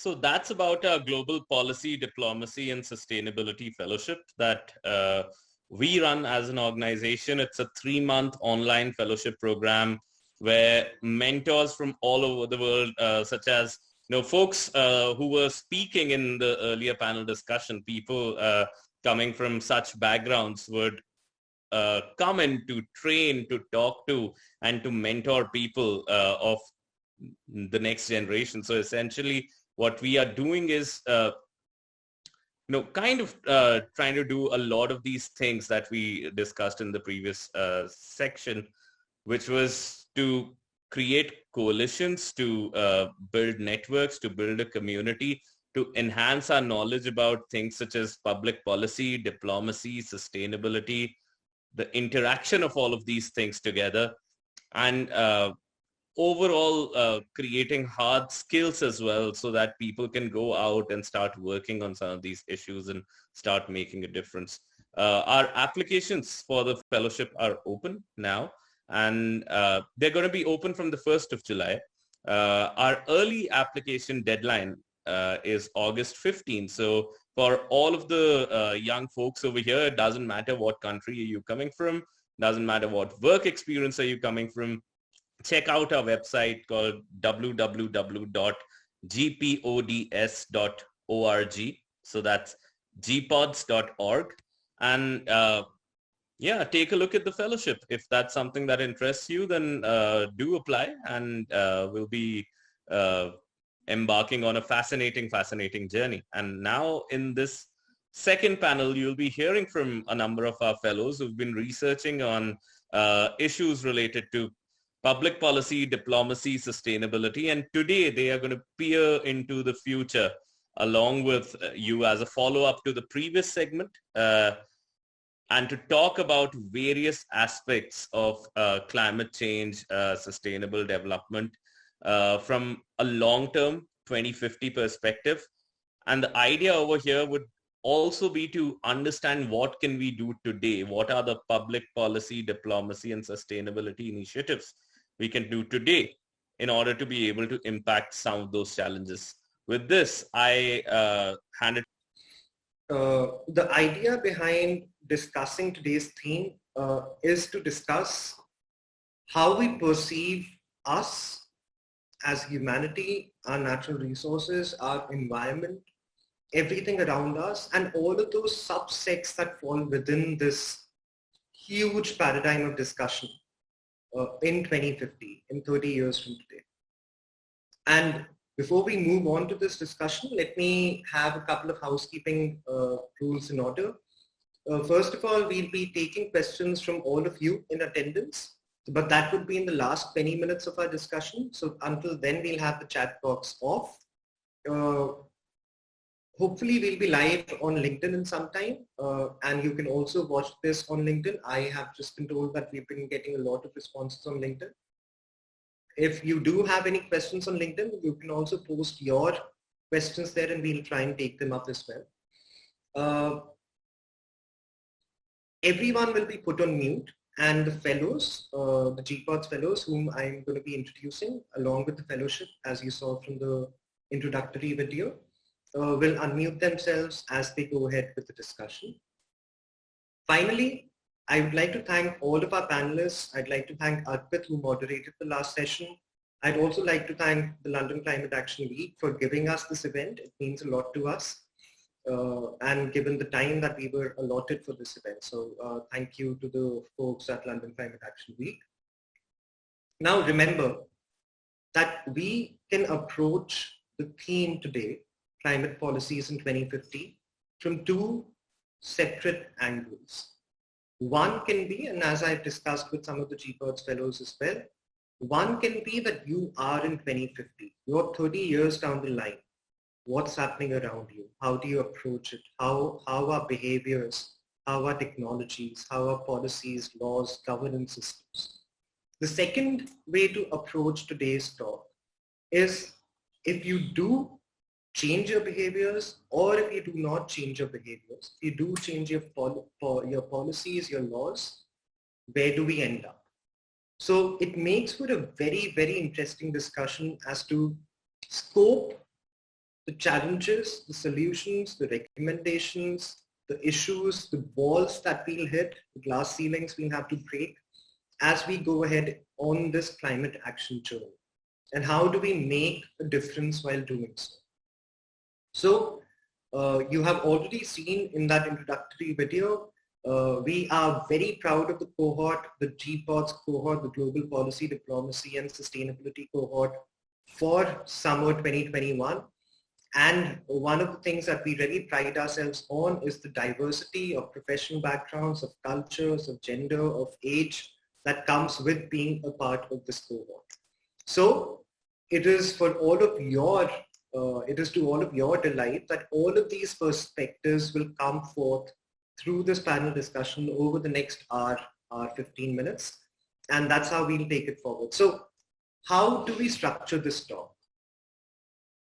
One way to have any panel discussion is I throw out open questions and those could be answered by anyone.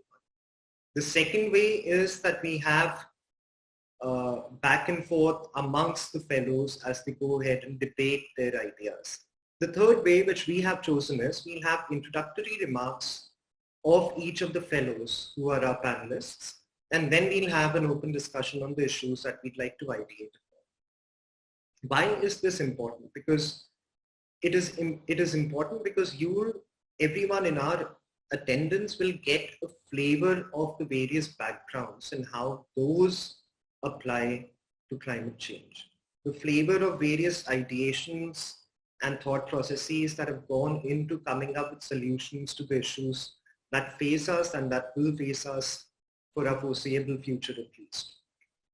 While we do all of this, we need to understand that the idea behind this panel discussion is awareness, sensitization, but also getting discussions and conversations going. So that is why I implore all of you in attendance to send us your questions on LinkedIn, to send us your questions here when the chat box is open, and connect with us through our website, and we're happy to answer any questions that you might have. So with that tone of sobriety, I now venture into a tone of energy as we start with this panel discussion. And while doing so, let me again tell you that you need masks when you step out of the house. Karachi and Kolkata are places where it has almost become difficult to be alive. And these are two of one of the most populous cities in the world. The heat is so excruciating that you have to decide your professional and personal activities according to the time of the day, which some of us are already having to do. These are some of the things that are happening around us in 2050. It is now no longer a choice to make certain decisions in favor of environment. It is now a compulsion to do it.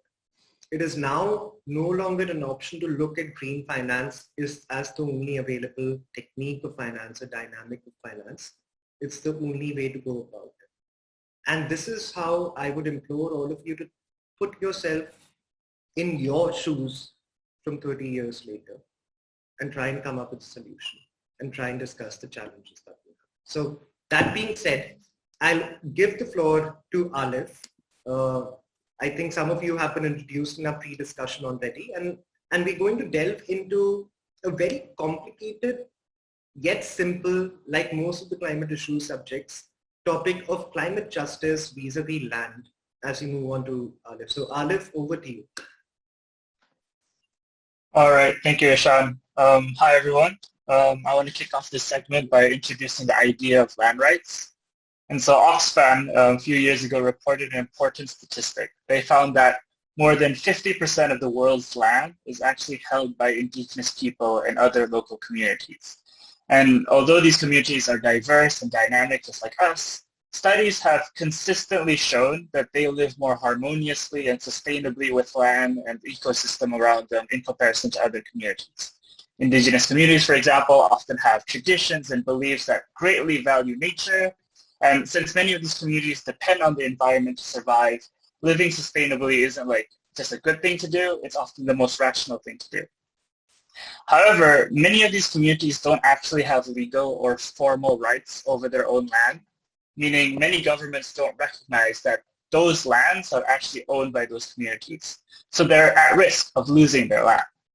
This happens for a lot of different reasons, but this lack of land rights that these communities often face means that they're often the first victims of environmental destruction.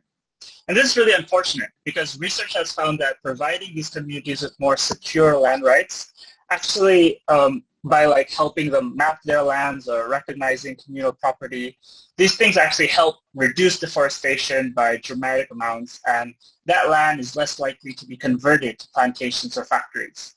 So this shows how land rights can serve as a means to combat the climate crisis, But apart from strategy, land rights are also an issue of environmental justice, because unlike us who might feel the climate crisis indirectly through emissions or far away, these communities, it's their forests that are being bulldozed. It's their villages that are being destroyed to build the factories and plantations that supply our shampoos and our iPhones. So I think going to the future, a lot more of the discussion about environmental solutions should look at environmental justice and not just at techno fixes or economic policy solutions, and try to center these people's voices more in how we deal with climate crisis in the future. That's my introductory remark. Thank you. Thank you, Alif. Also, thank you for keeping it so short. It was exactly 2 minutes by my time, so thank you so much. It's also a very important issue for those of us in attendance, because remember, land is inherently associated with the fiscal policies of a certain nation, of a certain state. It is also a derivative of our economic opportunities and resources. So what does income have to do with all of this? With regard to climate justice, with regard to land, with regard to environmental justice, and some communities suffering more than the others. So to address that, I'll invite Ishita to comment upon the aspects of income and inequity, inequality in terms of climate justice. Thank you so much, Ashan.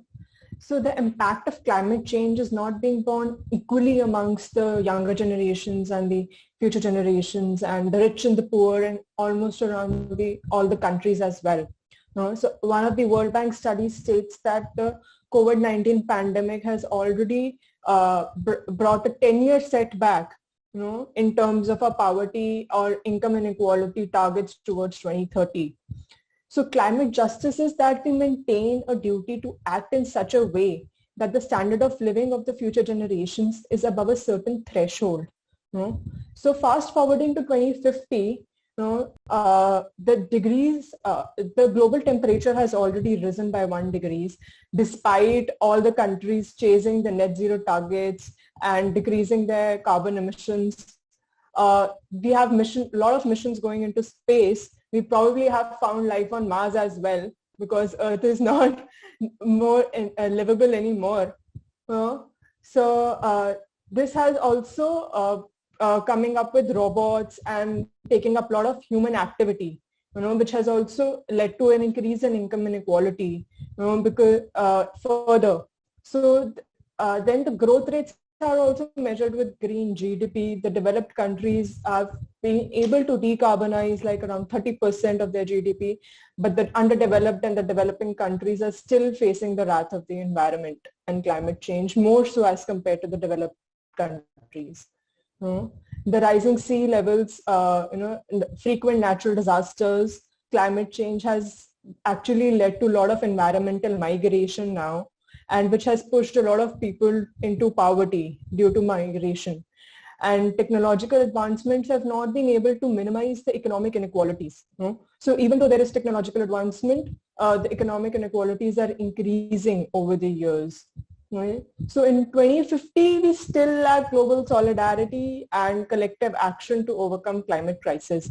And I would like to end by quoting a human rights activist, Adolfo Prezi, and she says, I quote, "When people aim for a shared human goal, when they aspire to peace and freedom, they unleash extraordinary capabilities." So unity and solidarity is extremely important in combating climate crisis. Thank you. Thank you so much, Ishita. Again, extremely well practiced, I assume, exactly 2 minutes. And also very important, the way you touched upon so many things, how they blend into the justice aspect of climate crisis. And again, you've touched migration as an issue, income inequality as an issue. And and thank you for painting that picture of a 2050 day where this is how things are turning out to be. Now, at this point, when we were deciding on the structure of the talk, we had the option of going into a bit of a discussion, going from Ishita's talk into other discussions. But I think it is also important to look at what is happening. So where are we? Are our governance systems improving? Are our judiciaries and judicial systems improving around the globe? And I think Pushkar has some insight on this and some light to shed on this. So Pushkar, I'll call upon you to unmute yourself if you can, and then discuss this topic in some detail. Thanks, Ishan. I'm going to time myself for the next 2 minutes as well, so that I keep my introductions short. So with this, my role is to give you an update on the recent trends of all the cases that have significantly held what is right and what is not right in the past 6 months. So for this, we also need to know if there are only judicial cases, but also if there are any legislations which have come about. First, to start with the cases which have almost blown everyone's mind. So the first 2 cases which I must discuss is of a Belgian case and a French case. I mean, these 2 cases, the petitioners or the claimants or the complainants, as we say, asked the court that the governments are not taking enough measures to ensure that they reach net zero by 2050. Now, as most of us know here, that many countries signed the Paris Agreement, but do we know that every country is taking enough measures? So it was these 2 cases which brought light to this issue. Ultimately, both the courts, both the Belgian and the French court, held that the governments failed to take measures. But strikingly and fortunately, or rather unfortunately, we should also note that the government did not penalize them. Now, this is something very strange. On one hand, you say the government is wrong. At the other hand, you don't penalize them. Anyway, I'll move on to my next case. Next case was about the German case, which in the previous session, Wendy was briefly touching upon, about how youth are knocking the doors of the court in Germany. Now, in this case, it so happened that Germany has a law, by the way, on the Climate Protection Act, also known as KSG. So they said KSG is violative of their basic rights of humanity. The court said, yes, you're wrong. The act in itself is discriminatory and does not provide enough measures to ensure that there is net zero by 2050. However, the court did not give them any sort of direction as to what is to be done. So the court restrained themselves under the bigger principle called doctrine of separation of powers. I don't want to go into the legality of it, but the next case is quite similar to it, which is the most well-known case, the known case of Shell in the Royal Dutch in the Netherlands court. This is the first time that any court in the history of, where we have written, has held that a private corporation is responsible to reduce its carbon emission by 45% by 2030. Now, with this, I'll stop with the cases. It might be boring. But the one thing that I must say, exactly 5 days ago, a group of legal experts and great environmentalists defined the word ecocide. Ecocide is a crime, as an international crime under the Rome Statute. Article 8 in specific says ecocide is an international crime. So with this, I think I must stop and I'll hear for your questions. Thank you. Thank you, PK.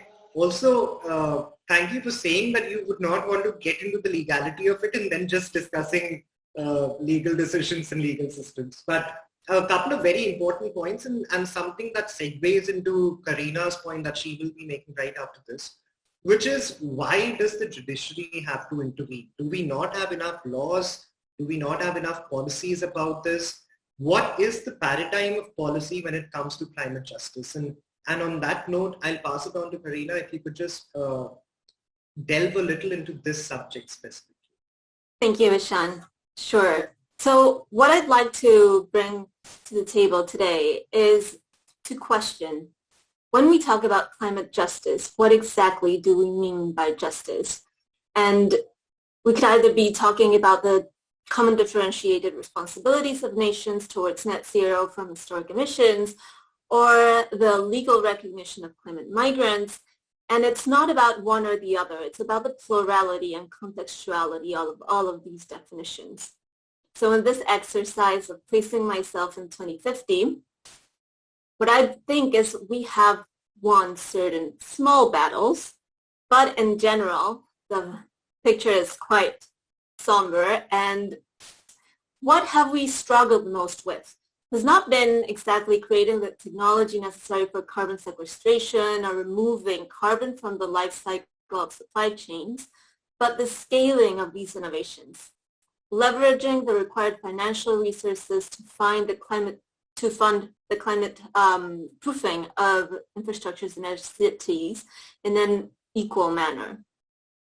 And I'd like to argue here that our blind spot has been not integrating justice principles into these engineered solutions, replacing one technology for the other without a radical change in our social contract. Because as it is right now, our economic system is unfit to account for these social critical issues.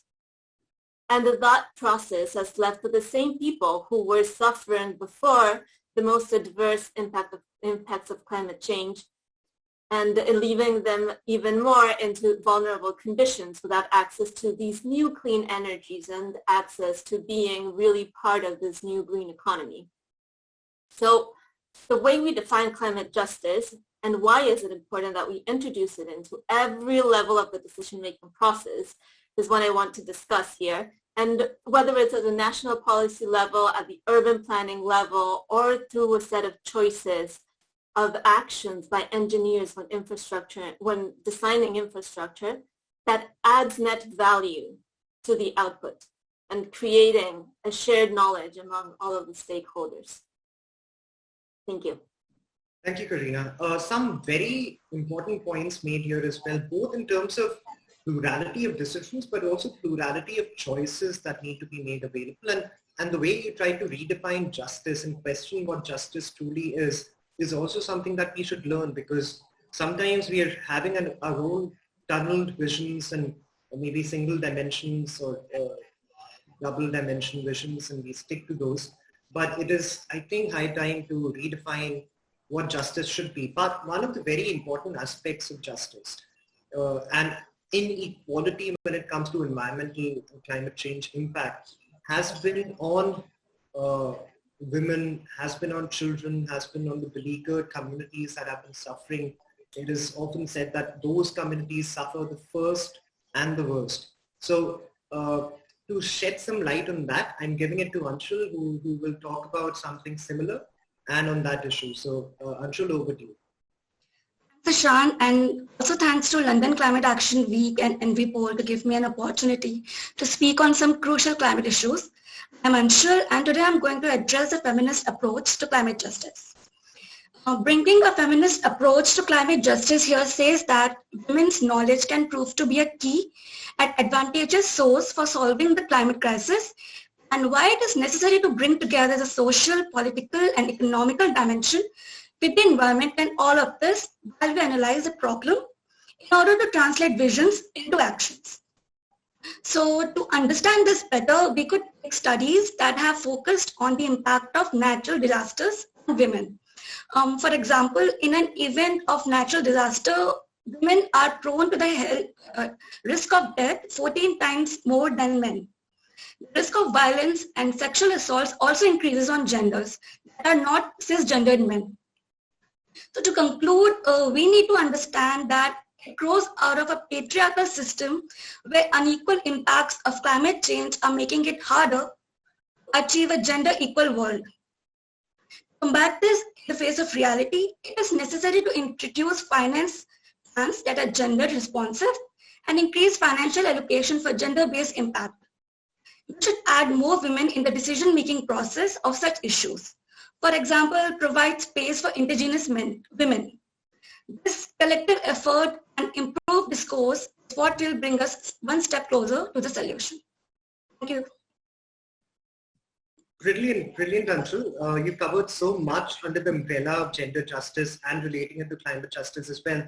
And again, it is this inclusive nature that climate action needs to take going forward, because otherwise, we cannot leave anyone behind, and that's a mistake that humans have made in the past, and we're suffering at the hands of it. And now we see that the global north and the global south divide keeps on increasing, something that Ishita foretold about 2050 as well, how this divide keeps on increasing and will keep on increasing. So remember, I think Anshul, as Anshul said, it is not just about one gender or two genders. It is about every person coming together and acknowledging the role that they or he or she or they will play going forward. But since we're talking of inclusivity, it is important to also relate it to one of the most important tools that seem to be available to all of us. This was discussed in the last panel discussion about the importance of climate finance. It was discussed in the form of circular economy. And taking this inclusive circular economy approach is what Khushbu will be doing in her talk. So over to you. Thank you so much, Ishan. I'm eternally pleased to be here. And the subject of my talk today is about inclusive circular economy, primarily focusing on social justice and environment. So to start off with, what I mean by here is that according to the recent reports by the World Bank, in the OECD countries alone, there are 572 million tons of waste are generated annually, which means by 2050, the global population will also rise to 9-11 billion people, which also Dr. Gupta has also mentioned. And this means that there will be higher pressure on the existing natural sources, and also there would be a huge requirement for the new infrastructure, housing and services. And in such a scenario, I think contrary to the existing economic model that we have, that is linear economy, that is take, make and waste, we need a new alternative model, that is circular economy, which put great emphasis on reuse, repair and recycling items, enhancing responsible production and consumption practices, and ultimately resulting in avoiding resource depletion and wastage as well. And also, but however, I always believe into that when we talk about inclusive circular economy and to make it more gender societal inclusive, it is very important that to address inequalities, which include informal workers, which includes better representation of formal workers, better working conditions, and ethical trade practices as well. Also, it is important to be noted that women are the carriers of actually responsive production and consumption practices because of their traditional given roles and circular behaviors such as repair and reuse. So thus I strongly believe that women can play a major role in mitigating climate change by reducing unnecessary waste and avoiding unsustainable consumption practices. And that is why I believe that a greater participation of women in terms of decision making and economic activities of great importance to bring that much needed change that we are foreseeing in 2050.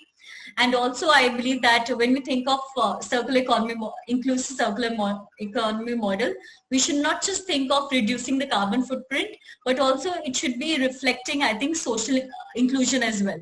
And that is why we can see in the recent times more and more startups, social change makers are coming up, which are not just addressing the environmental concerns in terms of wastage, but also keeping in mind the health and well-being of the employees and the labor as well. So yeah, thank you so much. Thank you, Khushbu. A holistic approach, I think that's what we take from your talk. And it is all the more important given the discussions we've had in the last panel and some points that have been raised, that if there's lack of inclusivity, you're not just losing out on certain inputs that you would have got in terms of the knowledge capital, in terms of financial capital, resource capital, so on and so forth. But then you're wasting that capital that could have been otherwise usefully put. And to talk about waste and how there is no waste and everything should be included in the way we develop integrated approaches to circular economy, I pass it on to Meghna to comment upon circular economy, waste and circularity. Yeah, thank you so much, Ishan. Hi, everyone. Khushbu spoke about the micro level, circular economy aspect of things, whereas I'm going to be speaking a little bit more about the macro level of things. So I think it's safe to say that with the increasing focus on circular economy, waste management policies of 2050 will be focusing more on resource management rather than waste management itself. One of the most important policy objectives of waste in 2050 will be to obviously reduce the overall quantum of waste generated, and primarily this will be done through responsible design of products. So the aim here would be to extend product lifespan and increase recyclability and recoverability and repairability, as Khushbu had mentioned.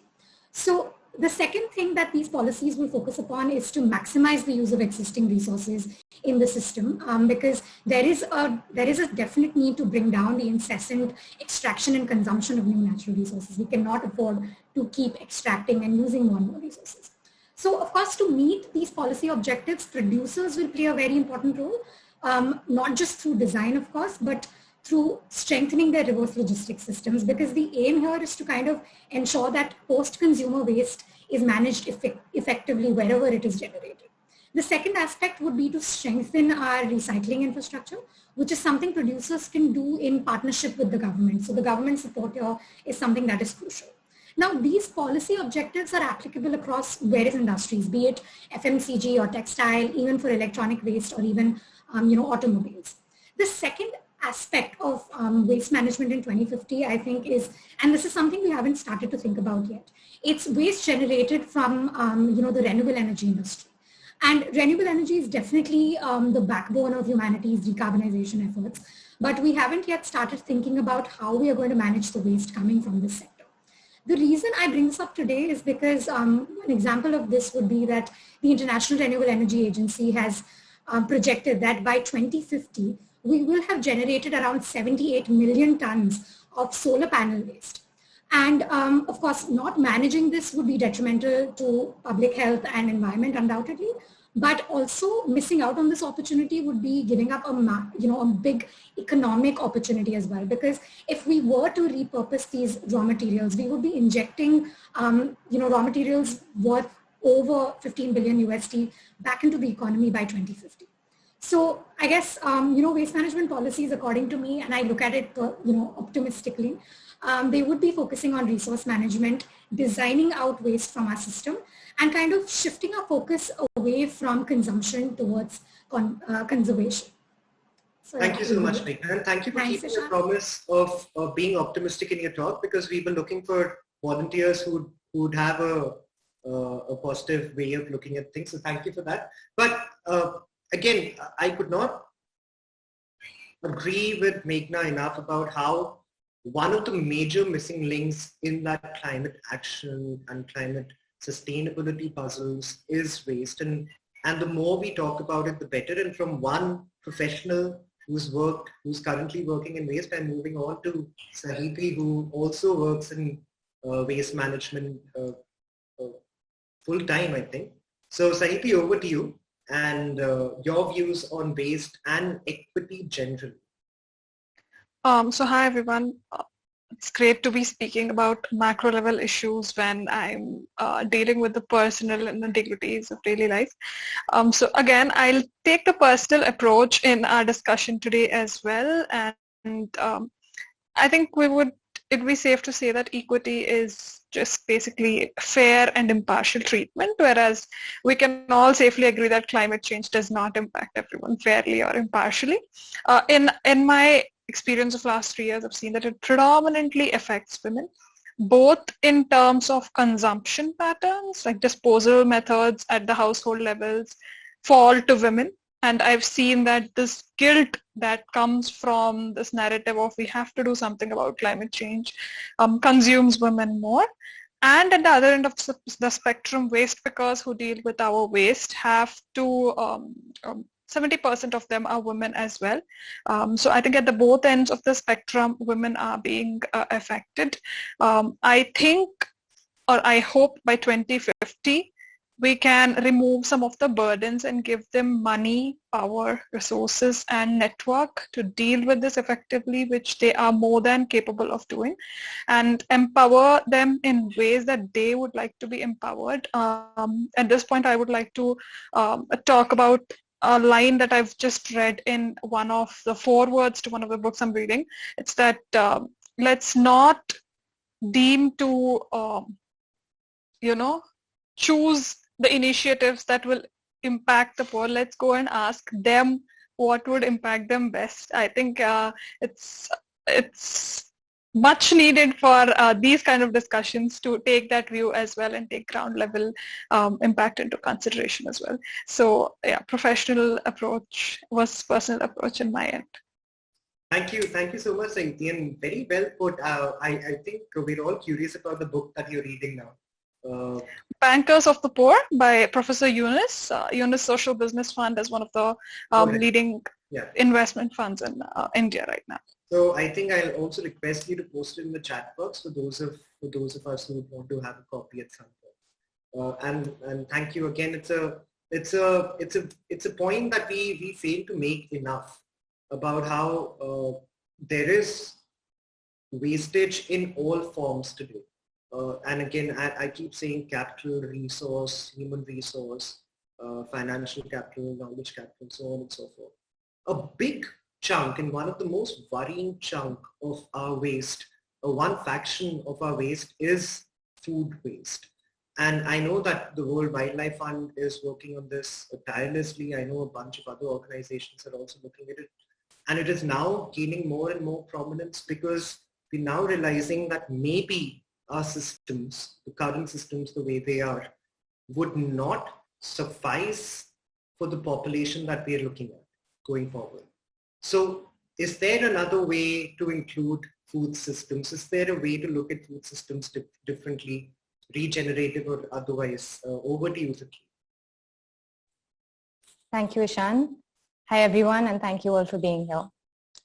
With an estimated 9.7 billion people by the year 2050, the world will need 50% more food, feed, and biofuel than it did in 2012. Chemical farming, incentivized monocropping, and high input systems have caused soil degradation, water scarcity, deforestation, and immense greenhouse gas emissions. Let's not forget the broken food system that has left the very people that grow our food in extreme poverty, hunger, and depression, leading to 28 farmer suicides a day in 2019 in my home country of India. How we got here is a conversation for another time. How we can turn the problem into the solution is something I wish to begin to untangle today. Unsustainable agricultural practices cause the desertification of land, thereby releasing carbon and water from the soil into the atmosphere.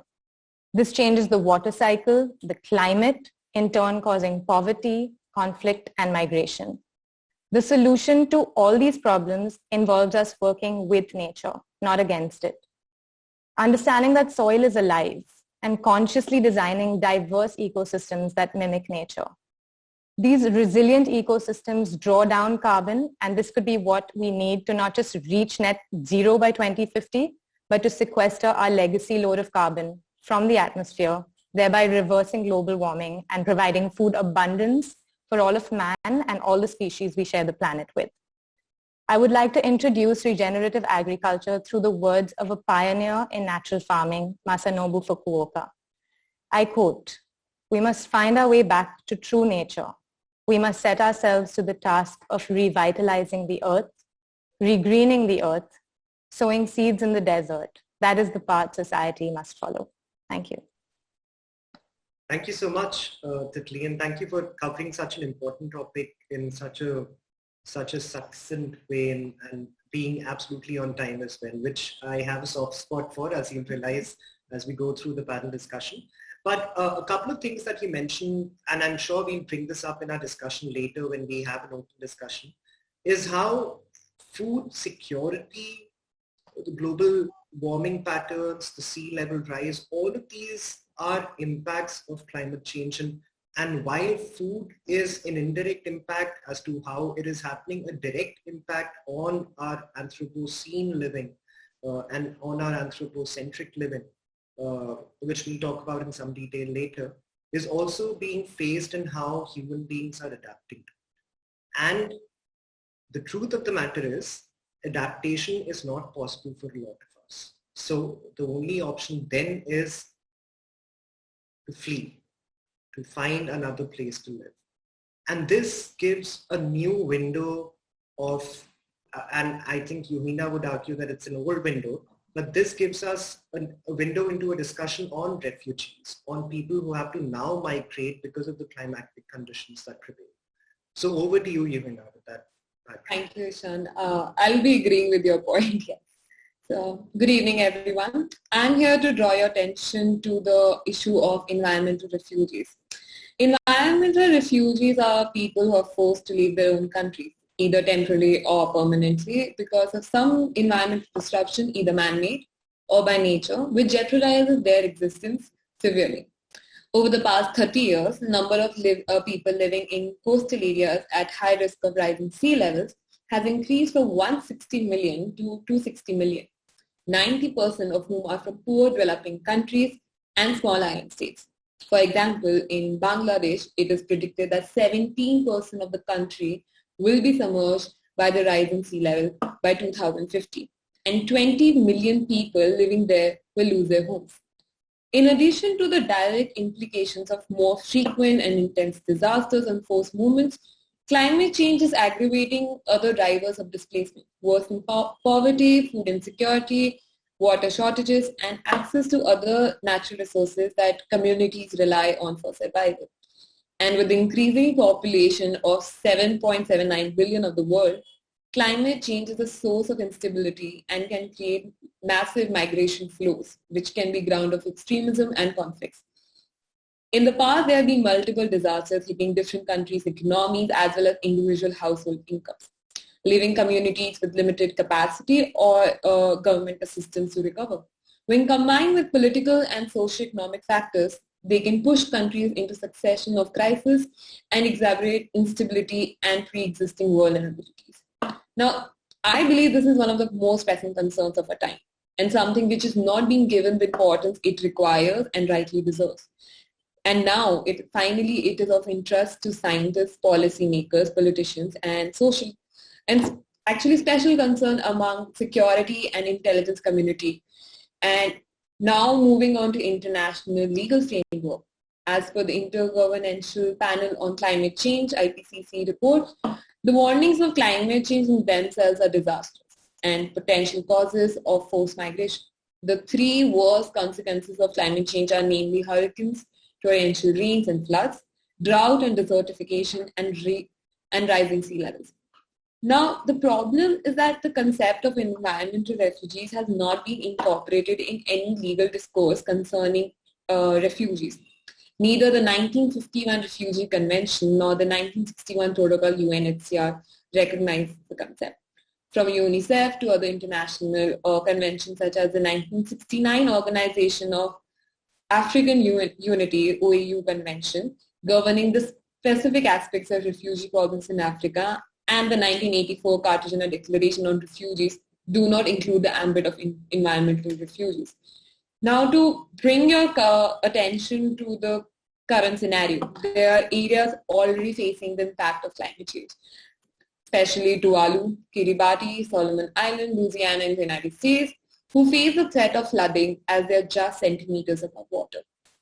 Now, this is a very interesting bit of argument that UNHCR gives, is that when it comes to comparing political refugees and environmental refugees, they say that environmental refugees have still somewhere a right where they can rely on the protection of the national government. But what it fails to realize is that climate change is not something which can be curtailed by state governments or anything. Climate refugees are only forced to leave their respective lands because their governments cannot manage the given calamity. Now, example to this would be interesting fact that the government of Kiribati bought a piece of land in 2014 in Fiji to serve as a refuge when their country finally disappears under the rising ocean. So that's an interesting concept, but that's just one state among other 280 states across the world. So to conclude with, while climate refugees are not accepted under the international law, it does capture the sense of and vulnerability of populations and the need to act on the behalf of the people affected. UNHCR assessment states that without ambitious climate action and disaster reduction, climate-related disasters could double the number of people, requiring humanitarian assistance to over 200 million each year by 2050. Thank you.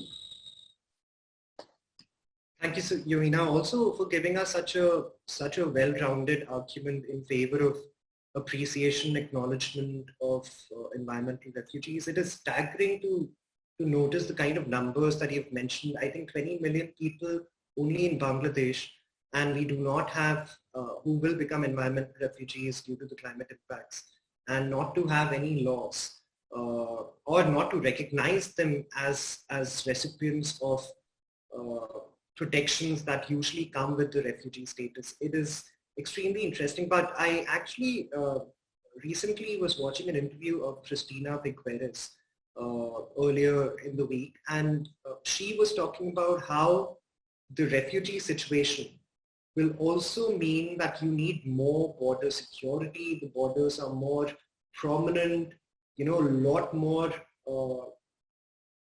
financial capital will now be spent on borders and keeping people out instead of the inclusive nature in which we should be handling this. And obviously there are arguments on both sides because there's resource scarcity for the current states in itself, and then to welcome so many people from outside. So these security implications are some that I invite Navroz to comment upon and help us solve going forward. Thank you, Ishan. It's an absolute honor and privilege to be here. And as I'm exchanging pleasantries, I'll just take a second to share my screen for the presentation that I have.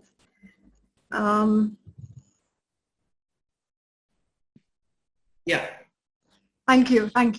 All right. So as has been mentioned by Ishan, and thank you for the last point that you just made a mention of, I shall be speaking at the intersections of national security and climate change.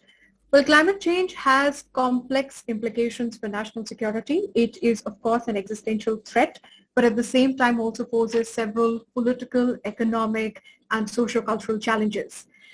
In my presentation, I take a capacious view of the term national security, which of course includes hard security aspects, military power, etc., but also geopolitics, but also I shall also deal with the human security aspects of it. One very important aspect which is associated with climate change and the national security implications of that is in fact the structural inequalities that this phenomena shall confront us with. Because not only is it creating newer challenges, but it is also exacerbating existing threats. And the exacerbation of existing threats will have special implications for countries which are right now categorized either as developing or perhaps the least economically developed countries in the globe. My presentation is very quickly going to cover a few of these points. I shall begin with the most obvious, that is associated with climate change, land degradation, and the impact that it has on oceans, and in fact the extent of the domino effect that it has upon food security. Food security and due to climate change, food insecurity is especially a challenge for countries which are already reeling under dire socioeconomic challenges, which includes quite a bit of the global south. And of course, the population is distressed with the poverty being one of the biggest concerns. And studies have in fact proven that water and land insecurity are in fact factors that are very tactically exploited by insurgent and extremist groups in order to pull people towards themselves and to swell their cadres. The second factor is, of course, that of economic disruptions and public health.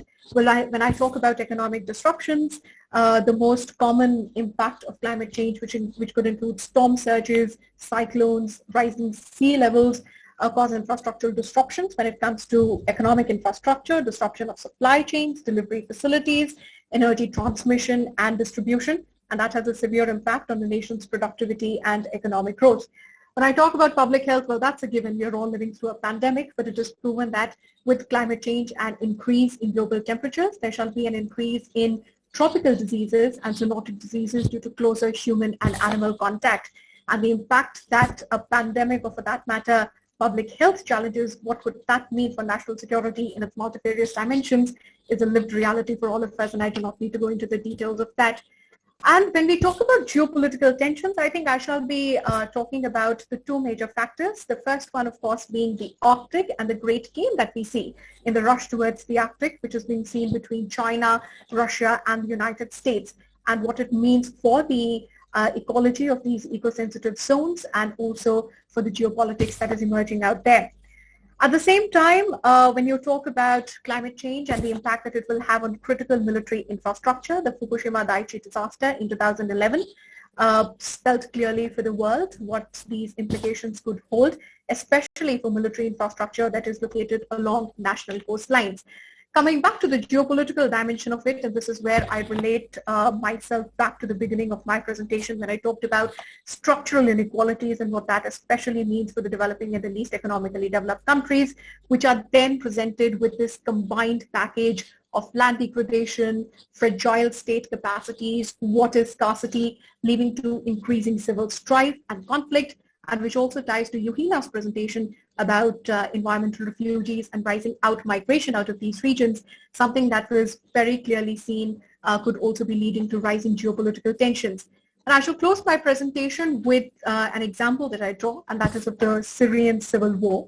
Well, the proximate causes that led to the civil war, which is in fact still continuing, are of course many, but it is believed that the mismanagement of the drought, which the country was immediately in the years preceding the war between 2006 to 2010, and it is believed that this drought was in fact caused by climate change, was also one of the biggest factors that led to stress, especially in the northeastern part of the country, which led to greater out-migration from the rural into the urban areas, leading to resource stress and resource scarcity, which in fact led to civil strife and conflict, and eventually the situation tumbled into what we have seen and have been seeing in all this time. I think I shall be resting my case here. I did not choose to paint a scenario of what things might look like in 2050, because I think they're already looking pretty scary in 2021. And if there is one thing that we can agree upon, it is that humanity is certainly headed towards a disaster. I do not mean to be pessimistic, but this is no exaggeration, and I'm simply stating the fact and the truth. And climate change is a multidimensional threat and therefore requires multidimensional solutions, and the time to act is indeed now. It is not a surprise that we are closer to 2050 than in fact we are to 1980, and therefore the time to act is really now. Thank you so much for your time. Thanks a lot. Thank you so much, Navroz, and extremely interesting and extremely, thank you for bringing your expertise, first of all. I'm always amazed by people who delve into international relations, how they're able to connect everything to the core issues of IR. So thank you. But I'd like to take a very important piece of what you mentioned as the thread through which we'll weave future conversations in this panel. And that is the problem of rumination. This is how it is, and this is how we're heading, and this is where we're heading, and the picture looks grim. But what about solutions? And when you are talking of solutions, one of the most prominent things that are thrown at our face it is by far the most prominent thing that is thrown around when we're talking about solutions, and that is clean tech, that is renewable energy, that is climate justice and clean tech. So since we have an in-house expert on clean tech in the form of Anurag, I give the floor to Anurag to comment on this, please. Great, thank you, Ishan, and thank you, Navroz, as well, for painting the picture. The time to act is now. And I want to tell you how exactly a simple concept of decentralization and technology, if applied to our energy infrastructure, could significantly change our trajectory to run away climate change. 24% of direct CO2 emissions come from transportation, and the biggest culprits are road vehicles with 75% share. A clear pathway to decarbonizing transportation is by electrification. And while electric vehicles or EVs are gaining rapid traction globally, especially in affluent neighborhoods, the most commonly cited problem of mass adoption remains the lack of easily accessible and equitably distributed charging infrastructure for EVs. However, the global energy network remains fragile. It was originally built to generate power at coal power plants and natural gas power plants to power our homes one way in the single direction. But we must generate energy from renewable resources, both at massive farms as well as at homes, and power this new needs of electrifying transportation. Coupling these two new need problem with this new generation is a massive design failure waiting to happen at the electricity grids. And this will only get worse because climate changes, climate events like hurricanes and wildfires make our ability to power infrastructure even worse. The current stakeholders of this industry, electrical utilities, are just using tariff structures to just penalize customers and solve this problem in short term, but this disproportionately impacts low income and lower electricity consuming ratepayers. We need a fundamental reset if we have to move and solve the carbon impact of our energy industry.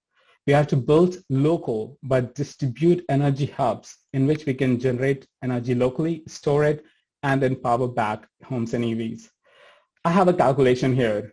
My unit of discretization is 1 unit, which is sized to power 500 homes and 100 EVs. And if we build 250 million of these units all across the world, we'll be able to cut 50 billion metric tons of CO2 every year, which we would be generating in 2050 otherwise if we just keep on the same trajectory. And now I'll pass it back to Ishan.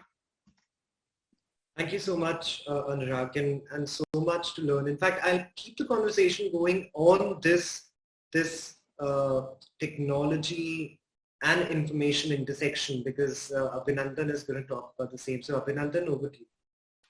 Thanks, Ishan. So I'm going to take an optimistic stance here, and I'm going to take you through a story and paint a story regarding what climate change and industrial revolution 4.0 entails for us. So I'm sharing my screen now. Yeah. So let's hop onto the backs of Industrial Revolution 4.0 and right towards 2050. We start here. So what is Industrial Revolution 4.0 or Industry 4.0? It is a symbiotic relationship between cyber-physical systems, artificial intelligence, 3D printing, virtual reality, Internet of Things, and big data, which combine together to prove that technology advances humanity and humanity advances technology.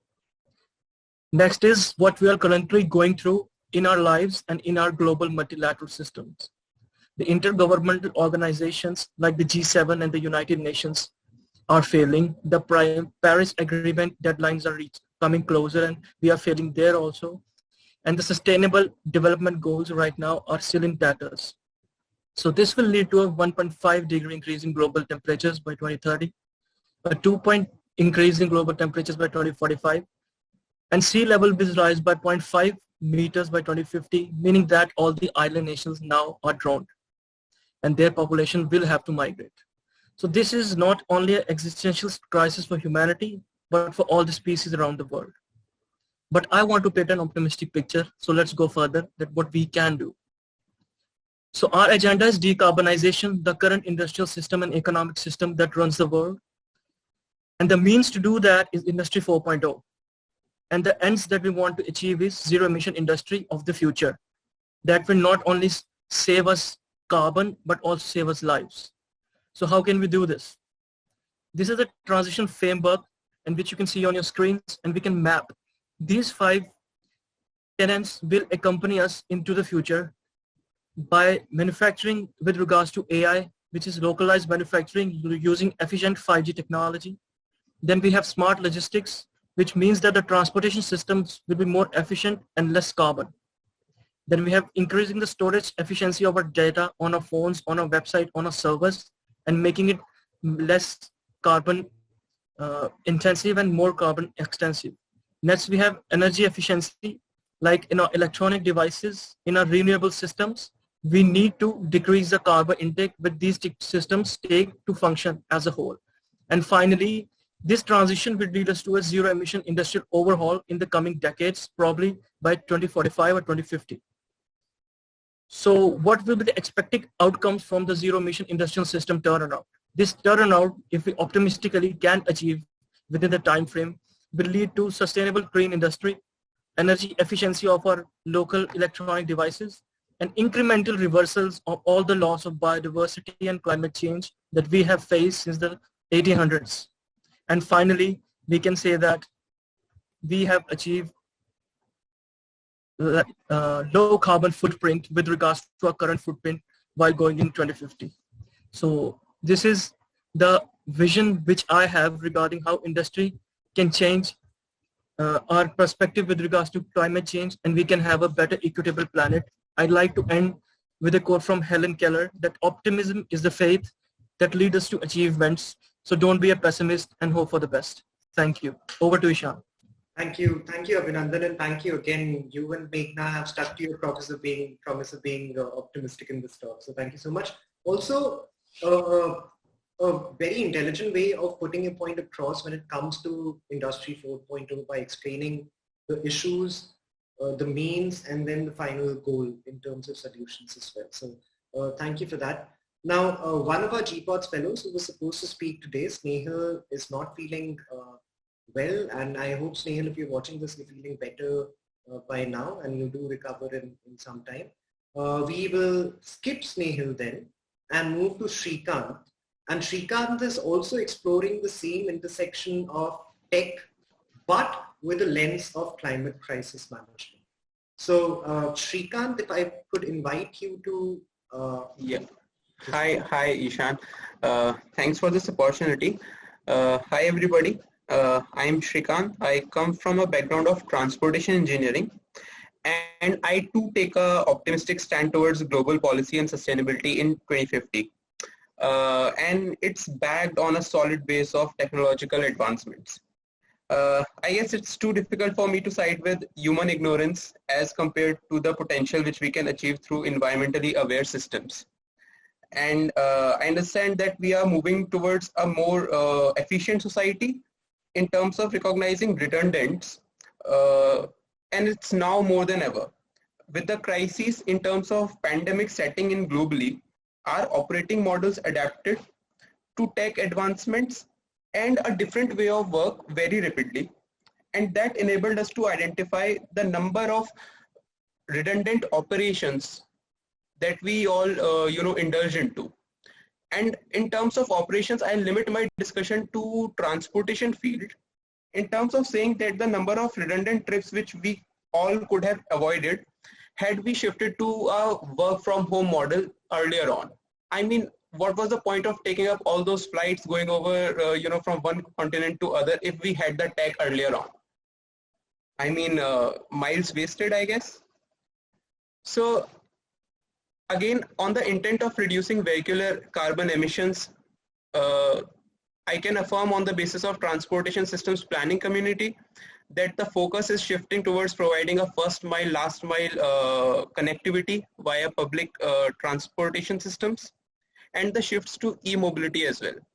Yeah, the challenges are high, but the bottom line is that a sector which is exclusively, almost exclusively dependent on a single energy source, which is petroleum, and operating on infra that is, created by trillions of dollars of investment over decades, must change substantially in little more than a generation, if I may put it like that. So ambitious policies, incentives, and investments have to be bring forth, and clean transportation technologies and systems must be put in place without any further delay.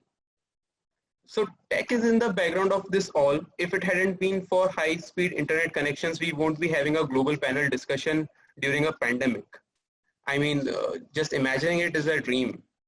So I'll only portray an image of 2050 wherein we are a tech-enabled, low wastage and highly efficient systems community. Thank you, Ishan. Thank you, Enrico.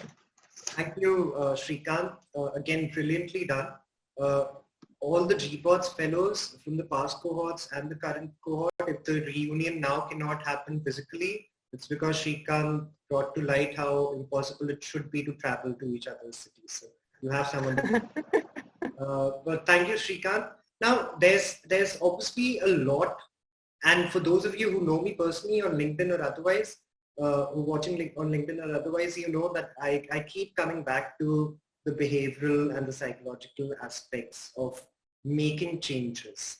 So with that notion in our minds, let's move on to how do we achieve all of this in terms of tech, in terms of economy, in terms of nudges.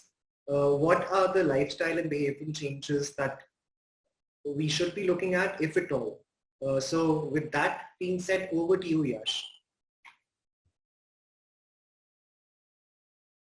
Yash, you're on mute still. You're connecting to audio, and now you're connected. Now you'll have to unmute yourself again.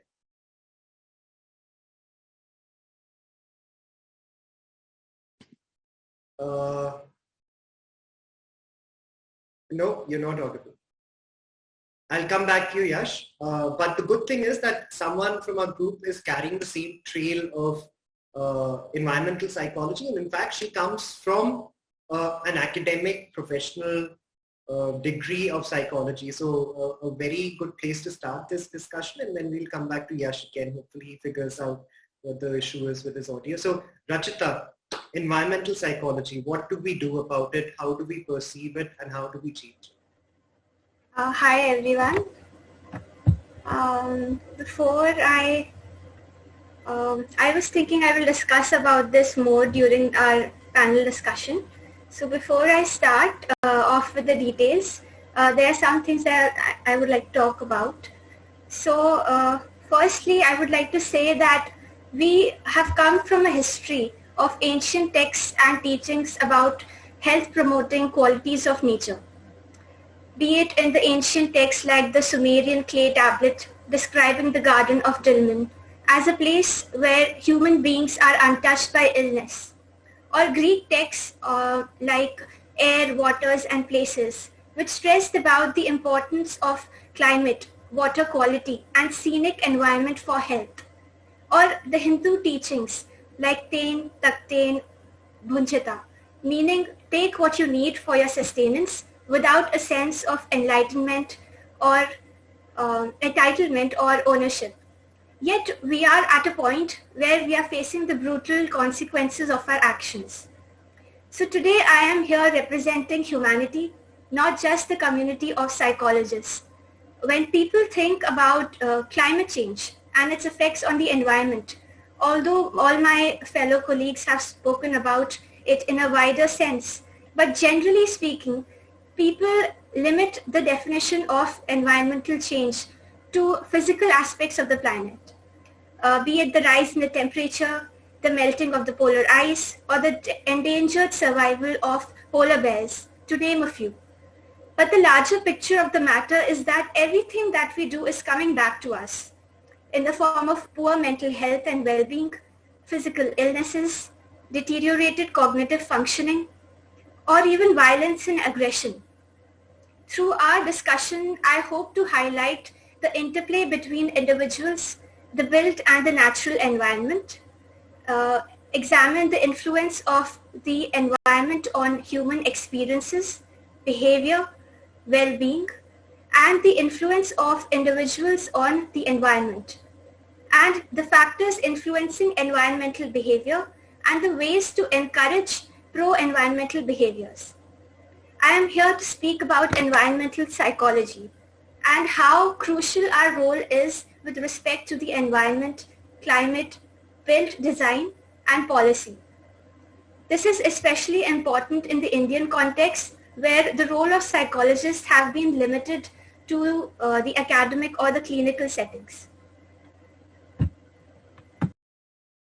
Thank you, Rachita. In our everyday lives, and probably because of our ignorance, we tend to forget how we're only looking at environmental psychology from this standpoint as to how to get human beings to behave a certain way in having a greener footprint.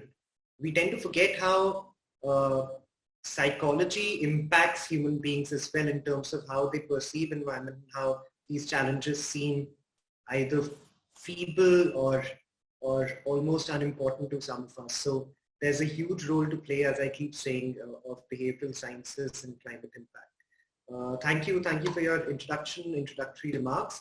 Yash, checking if you have fixed your audio. No, you haven't. And for those of you who do not know, Yash had called me yesterday and he was mentioning there's some issue with his laptop. So I just hope that this is not that issue. Yash, you could probably try logging in from your phone if that works, because I don't think the mic is working for us for now. All right, I'll come back to you, Yash. Okay, moving on then. And this is one of the more interesting discussions to be had, something that we carry through in our panel discussion, which I'm just building up for the past 1 hour, by the way, so no pressure. But Santosh, I cede the floor to you to talk about sustainable solutions and net zero. What is this device and beast that we keep talking about all the time? How do these net zero conversations actually pan out in real terms? All right, Ishan, thanks for the floor. I'll just want to give one situation that since I come from India, the part of India that I come, from, I think most of them can relate to. During my childhood days, we had an overhead water tank. And whenever the water tank is asked to be filled up, so I was always interested to look after whether the water tank is being filled or not. So I used to climb up the floor, look at it, and the moment I realized that it's about to fill up, and I go and warn my mom to turn off the motor that's filling this tank. So she runs to that particular switchboard and turns it off. And I have been trying to understand why does she need to run when there is still somewhat room for her so that the tank can fill. So maybe slowly I started realizing that she must be worried about the energy that's being consumed, or she must be worried about the wastage of the water, or she must be worried about the sentiment that neighbors might carry towards her. Now, if I imagine the Mother Earth in the same situation, we have almost reached to that capacity where Mother Earth cannot hold any more carbon. So we are at 91%. Believe me, guys, now this 91% has almost created a fifth season for us, which is natural disasters that's happening. So now we have set a lot of possibilities first to make it sustainable or net zero by the time we reach 2050. But I believe the word net zero itself is misleading. So net zero is not something we are trying to decrease the load that Mother Earth is currently bearing. Net zero is just to make our lives easier so that we sustain till 2050. Now what after, so reaching 2050 with net zero is itself a big task. In like, if I have to take an example, currently we are at 91% of the carbon capacity. Now in our efforts to make it net zero by 2050, we have to decrease the consumption of the carbon. But at the same time, remember guys, if you don't grow or if you don't mine, the economies will not survive. So which is in a way putting us into a situation where the life or livelihood. So if I want to just retain it at 90%, 91%, livelihood will not sustain. If I put my efforts in making it net zero to 2050, I have to start using other resources. So which cause the which leads to the existential crisis. So now it means we are still not looking at the sustainable solutions for us to reach to the net zero.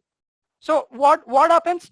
Okay, for example, if we are reaching to net zero, by the time we'll be at 120% or 130% of the carbon capacity. Then it means it's inevitable that we should look for solutions beyond what is electrical technology, or beyond what is lower consumption of the carbon, or beyond what is all the other solutions that we have been discussing. So it means it calls for a broader thinking that instead of us just trying to bank on the net zero, we should look for a different altogether fundamental economics or fundamental way the country's approach towards its economies or fundamental way the businesses approach towards its profit is, instead of just trading off with the money, every aspect that we do in our life, we should start trading off with the carbon emission. All right, so we have an advocate for sustainable carbon practices, but not in terms of net zero simply, but also through transacting through carbon credits. And that's been argued in the academia for a very long time, how carbon exchanges and certificates should be the main source of barter going forward.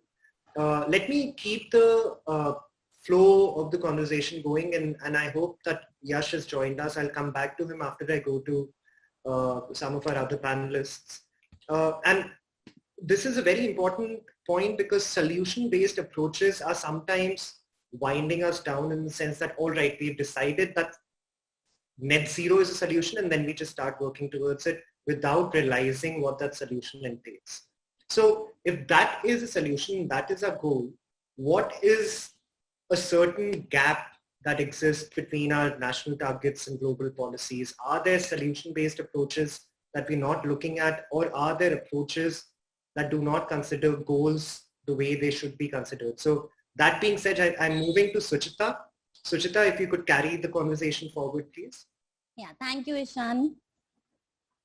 So I'm going to take you back to the time when the nations agreed to ambitiously reduce their emissions so that they can keep the temperature rise by 2 degrees Celsius, and more ambitious target was to keep it by 1.5 degrees Celsius. This was the Paris Agreement in 2015, and how the countries decided to go about it was through setting up nationally determined contributions, some non-legally binding strategies, unlike the Kyoto Protocol. However, that was in 2015. Now, when we see today some recent reports by United Nations, it's observed that the INDCs that have been submitted by the various countries, or the new INDCs or the updated ones, they're not ambitious enough to reach the target of 1.5. Rather, if these targets are going to go like this or being implemented like this, then we could have a temperature rise of 2.6 degrees Celsius by 2100, by the end of the century. And there were some long-term strategies also that the countries were required to submit, which was also very limited according to the recent reports. And for the emissions to drop by 7.6%, which was decided to reach the target of 2 or 1.5 degrees Celsius from 2020 to 2030 is now seen to be not achievable. So what is missing? Why are these countries still not able to determine their targets, their national targets, to meet 1.5 degree scenario? I will give you 3 issues that most of the countries, majority of the authors, majority of the research say that these countries, and especially the developing countries, they are yet not able to integrate these targets into their national policies, the policies that aim for development. When they are not in mainstream, there is no kind of mechanism to monitor them. And if there is no mechanism to monitor where have you reached in terms of your milestones, there is no adaptive management strategies. You cannot go back to your objectives and change it so as to achieve your objective. Second is, these targets, when they were decided, they are in silos. There was no collaborative approaches. So all we need when such targets are decided or when they are integrated or mainstreamed into the developmental policies, they need to have a collaborative approach, not vertical, but also horizontal. So it should be a top-down and bottom-up, a merger of the two. Third issue is the countries, they lack the capacities in terms of the financial resources, the human resources, that is the skill sets, and the technology to make this advancement or to lower down the gap between the international and national climate change policies. Now, how can we do that? As we discussed in the first, as many panelists discussed in the first panel discussion, you need to have a collective collaborative approach. And this also includes not only in your own home country, but also some coalitions between the centers of government, wherein you're just not providing the financial resources, which mostly the mechanism works. The developed nations are financing the developing nations. Not only that, but overcoming the constraints that certain countries face when they determine their national targets and when they mainstream it into their policy making. Now, I can have right now 2 examples, like the International Solar Alliance or the international partnerships for the blue carbon, but still this is very less. We still have to make some progress in terms of these coalitions or collaborative partnerships so that no country face some difficulty or challenges when it comes to reaching the target of 2.2 degrees Celsius or 1.5 degrees Celsius. Thank you. Thank you, Suchita. Very well covered again. Since you have tried to approach the subject from a standpoint of what has been missing, before I go to Anirudh, let me create a foundation for him.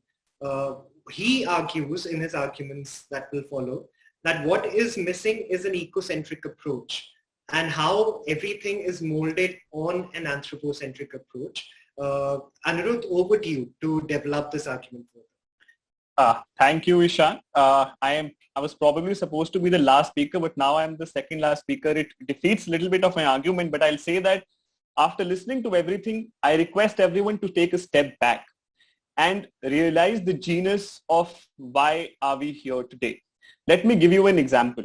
So there were certain chemicals by the name of brominated flame retardants, which is a variety which is now regarded as an organic pollutant, is now found in babies in the US, and the same chemical which is considered as the organic pollutant is found in the sperm whales, which are found deep in the ocean, who survive deep in the ocean and feed deep in the ocean.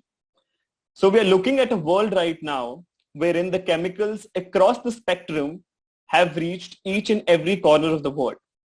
And who's at fault? Obviously us. But what's the reason behind it is what I'm trying to say is our anthropocentric approach, which we are even carrying today. Anthropocentric approach is something which makes humans stand at the center of the universe and makes them believe in the policy of I. This I makes them believe that the interest of every other party is subjugated to their interest. And this interest of I brings me to my next point, which is of right to environment and right of environment. Right to environment suggests that humans deserve a better environment to live.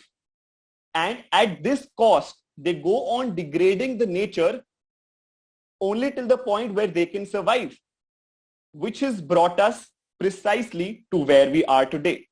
And let me give you another example of our anthropocentric approach.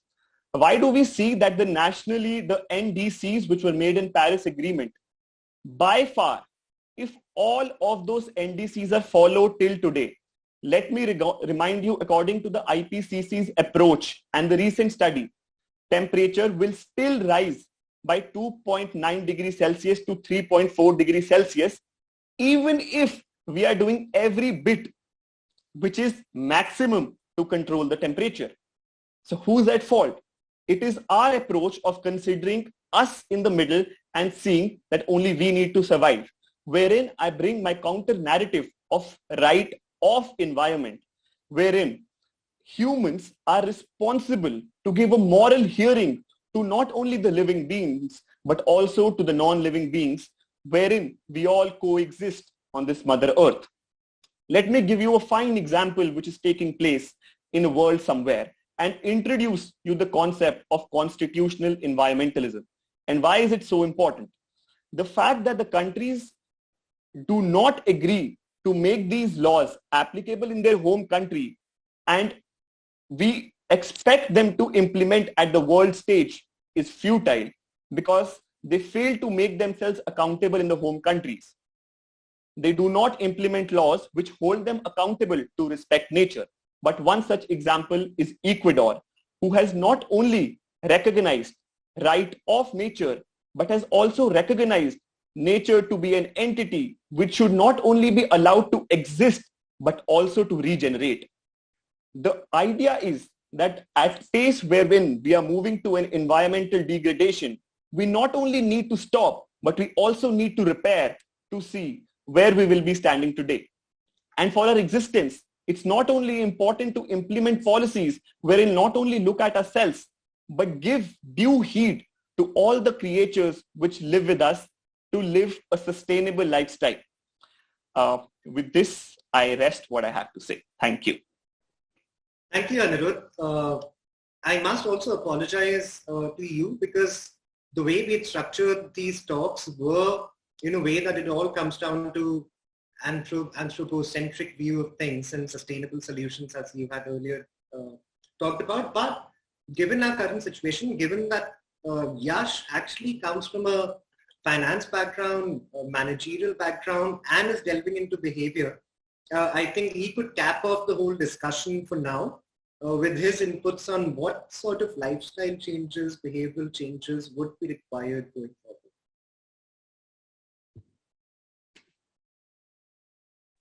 forward. Thanks, Ishan, and sorry guys for the audio glitches earlier.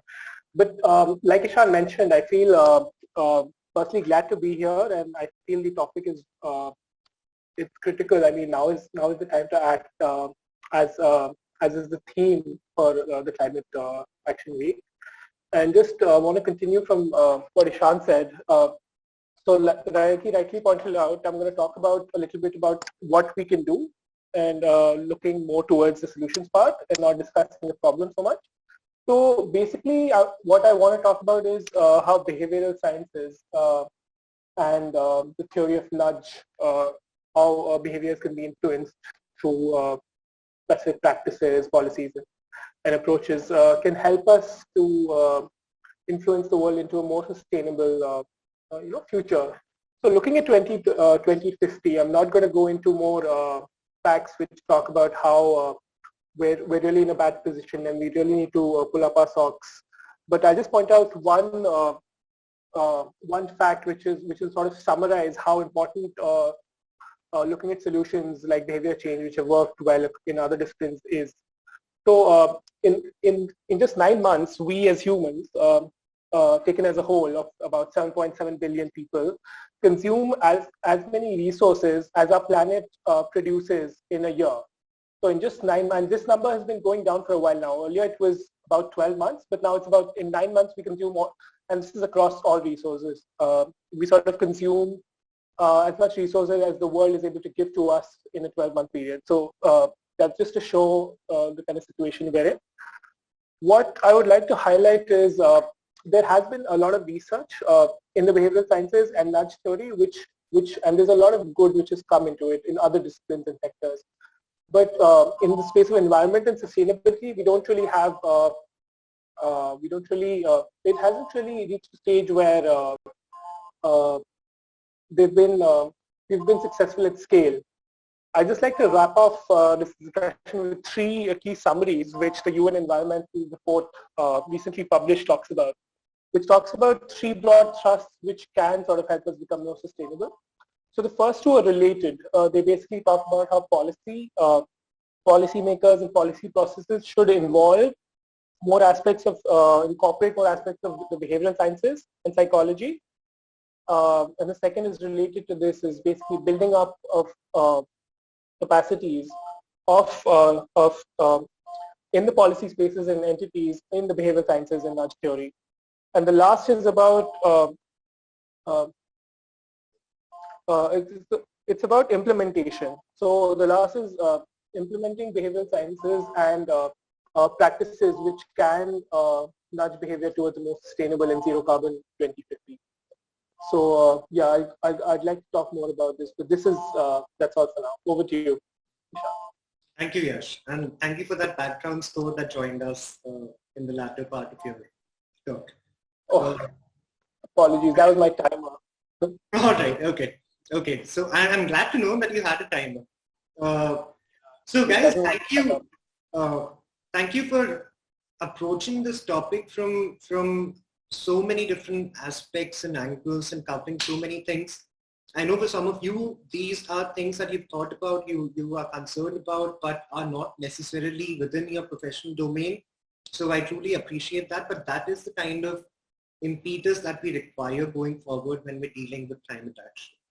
And some of the major challenges that we have left out, which I want to shed some light on, are challenges of politics, are challenges of changing behaviors, which Yash and Rachita have already spoken of. And in some way, when we're dealing with policy changes, I think those have been touched upon as well.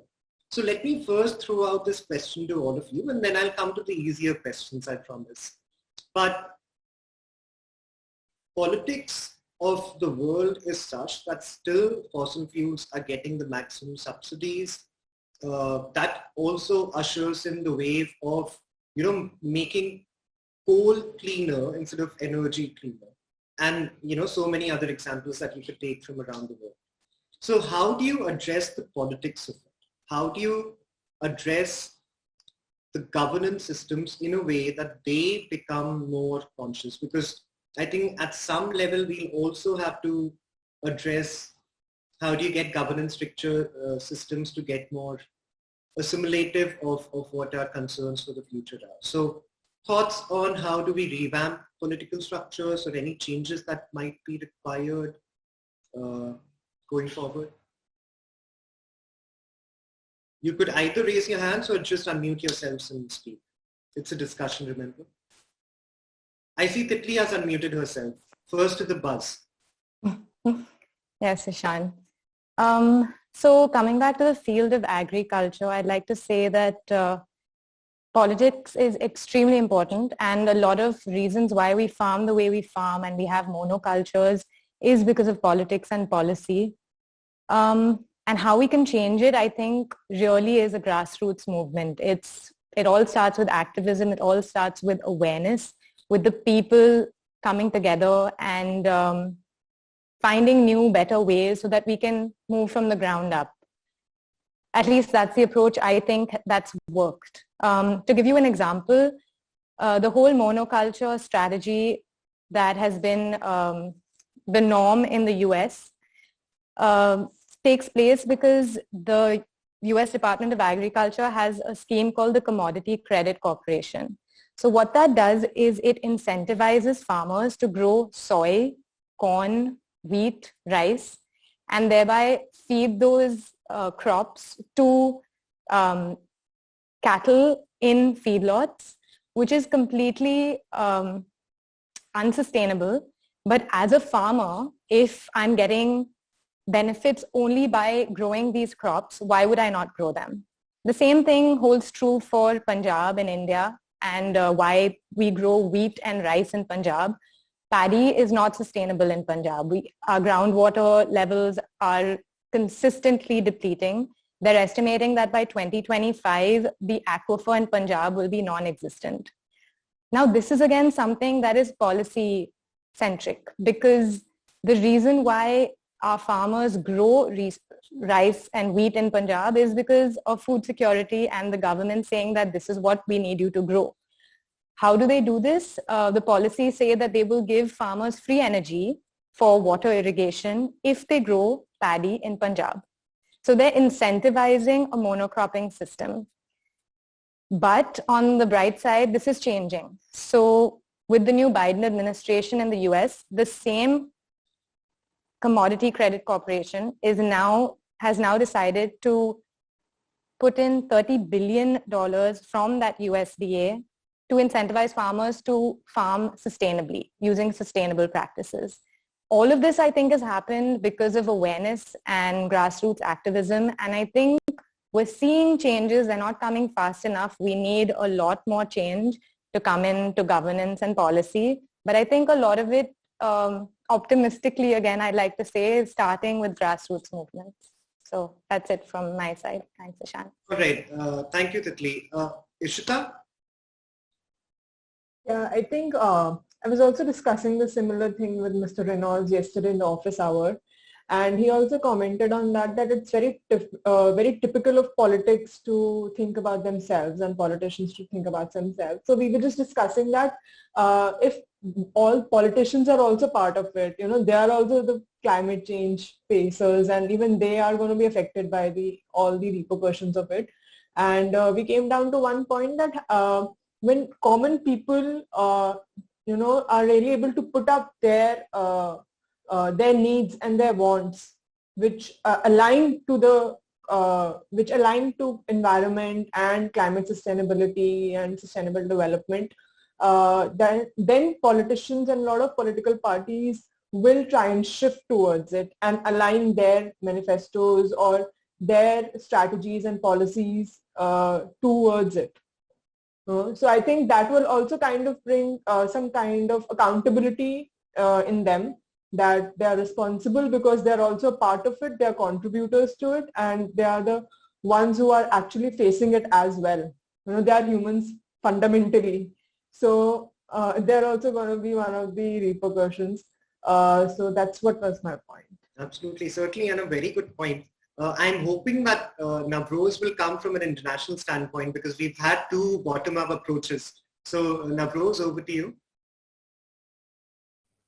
Yes, correctly, Ishan. In fact, this is not as much as a policy intervention as it is something that I just wanted to also add as a comment perhaps for discussion. And that is when we talk about international negotiations that pertain to climate change, something that's actually been making these negotiations look almost insoluble, is that the whole idea of common but differentiated responsibilities and the whole right to develop and historical responsibilities, wherein there are positions between the North and the South. So this is something that I also wanted to bring up during this discussion, and I would really like to hear some other comments as well on these positions. Yeah. All right. Thank you, Navroz, and thank you opening it up for Rachita. Rachita? Yeah, so I was actually, when I was reading about environmental psychology, I actually came up with a lot of things which are associated to something that you mentioned. Actually, all of the points that have already been spoken are the conventional routes taken, and they are very important, and they hold true. But there is a different side to human behavior which can also be looked at to solve these issues. And one important thing is that since you mentioned parties, political parties, so research has actually found that people who follow certain political parties or political ideologies tend to get influenced by their ideologies. So for example, if a political party or a leader is not very familiar or educated about these issues, he is going to state his opinions accordingly, and that in itself will influence the ideas about climate, about the adverse effects of it accordingly on the audience as well.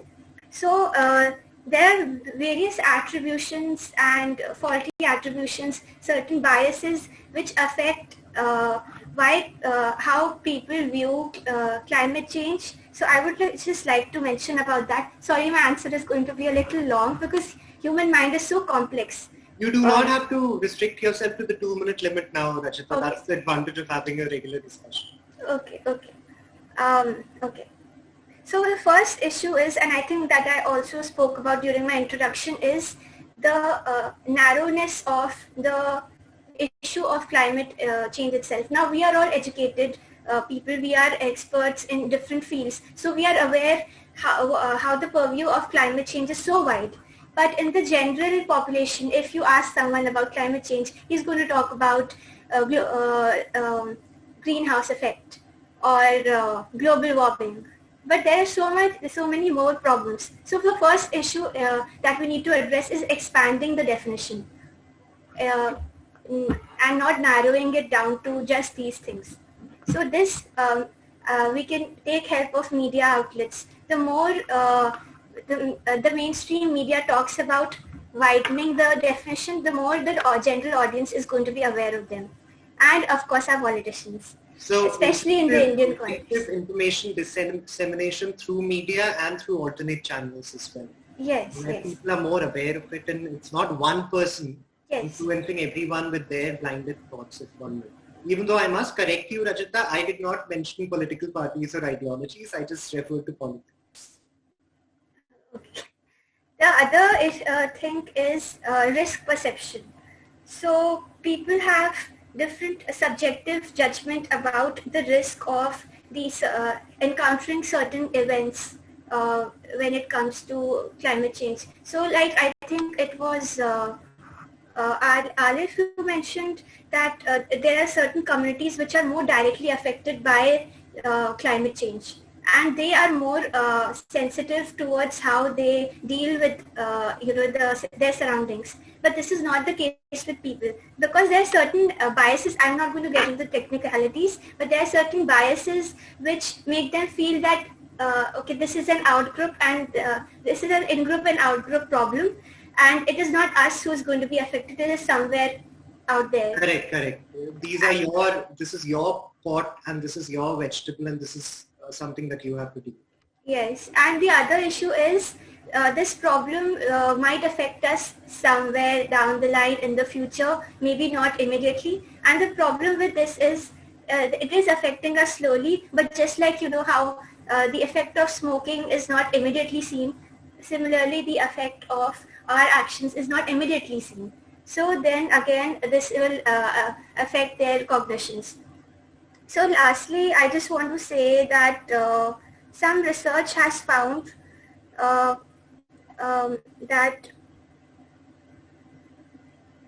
we can probably come back to the research in a bit, Rachita, but points very well made, because I think each of these points connects to something that we can relate to in our lives, and how these behavioral, psychological advancements are what we require to approach this problem from a different way, even though I still think that politics is a different beast altogether, and we require as much innovation in our politics as we require in technology going forward for climate action.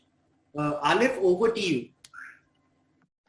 Hi, Shan. So I just wanted to diversify the opinions a little bit about politics, because I think I'm more on the spectrum of being very pessimistic about how much movement politically and how much progress we can make in terms of tackling the climate crisis. I think like the way the world is set up and how most systems that we currently live in, I don't think that will make, there won't be like I think environmentalists have been like hoping for this moment in which everybody kind of wakes up and decides to do the right thing to solve the crisis, and I don't think that that moment will ever come. There's a couple of reasons at the top of my head. I think like the middle class globally in each country, I don't think they'll ever be ready to let go of some of their luxuries that is actually needed to overcome the climate crisis. A lot of people have this optimistic hope that we can solve the climate crisis without, lowering our standards of living, and I think that that is a unrealistic expectation, and that will get in the way of a lot of political calculations. And just generally because there's an imbalance between who contributes to the climate crisis, who is impacted, who is going to be benefited or harmed by future climate solutions. I don't think we're going to get to that point in which everybody's like collaboratively working and unified and like kumbaya solving the climate crisis. So TLDR, I just don't think that humans have enough altruism necessary to muster the political capital to overcome the climate crisis. I'm not arguing that we should give up, but I think that this is actually the most realistic scenario, because we've been forecasting about, 2020 is our cutoff time, 2030 is our cutoff time, extinction this. And there's so many thresholds that we have utterly failed, and I think we're just going to pass by 2050 our targets and not meet them. So that was just like kind of doom and gloom from everybody's optimism. Basically 3.5 hours of discussion, and we're still at the same spot of pessimism. Thank you for rounding up the discussion, Alif. Also, I must confess that I'm a little disappointed that when you said that to expect, despite the technology, we are not, we would not have to change our lifestyle choices, and the standards of lifestyle will probably have to go down for you to effectuate climate action. I was hoping that Anurag or Santosh will come up with an answer and a reply and probably a retort to that. But Anurag has also already given you his appreciation for that comment. So I'll just move on to Yuhina, then Santosh, and then Anurag. And Anurag, that's more of a clarification that I'm demanding from you than your thoughts on the statement.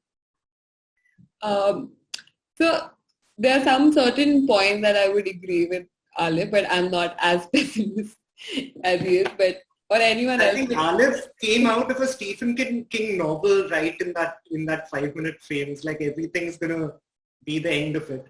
Yes, Yuhina, go back to you. No, I believe there's going to be an end of a lot of things, but I just don't think it's going to be as soon as we expect. Maybe like much later. So the certain points that Rachita and Alif and everyone made about talking about who will be impacted, and there's like certain section of people, and I wanted to talk about the fact that this people who are facing the impact of climate change belongs to a certain sector of community and certain class, which is the socio-economic class, and the effects are not people who are facing it the most, you mean?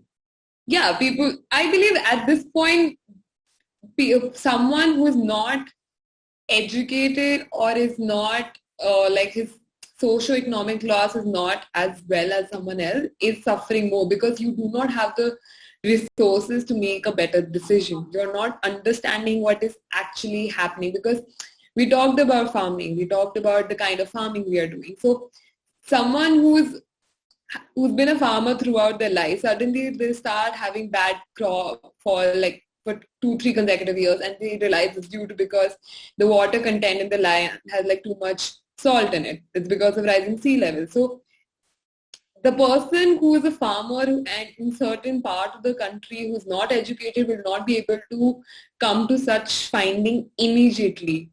He has to depend on other factors like other organization, maybe government, some think tank, some NGO to come up with that kind of fact finding and understand what is the problem. Also because maybe the priorities are different. That person's priority is not to find climate solutions, but to feed himself or herself maybe. Yeah, exactly. And he's not even aware. Maybe if that person is somehow aware of what's actually happening, or his living conditions are a little better, that he would be able to like demand answers like from the government, ask for some kind of like remittances and everything. So there's some kind of support from the government. And I mean, this climate change is as much as a global issue as it is a local issue. Agreed. This is, guys, being said by someone who discussed climate refugees. So please make note, it's a local and global issue. But point taken, Yuvina. We'll move to Santosh. I think his arm must be aching now. His hand has been raised for a long time. Yeah, so I mean, for many of the countries, job creation is the biggest problem. Now, job creation is not happening because there's no technological advancements that's happening. Or if you see, most of the Industry 3.0 is about more innovations and making the production more and more so that the resources are available to many of the people. But in Industry 4.0 is about bringing efficiencies to those innovations. But really the innovations are not happening, which can disrupt the way we are living. So if now, given the fact that there's no creation of the jobs, now if we expect the countries to cut down the utilization of their resources that they are currently using, especially if we take the coal or if we take the fossil fuels, now where do they really bring or add to that wealth? And at the same time, now if we really stop consuming the resources, or we stop mining coal, or we stop using these fossil fuels, where do we really put these workers who are trained and skilled in those sectors? Now that's the biggest problem. First, we need to find a solution for.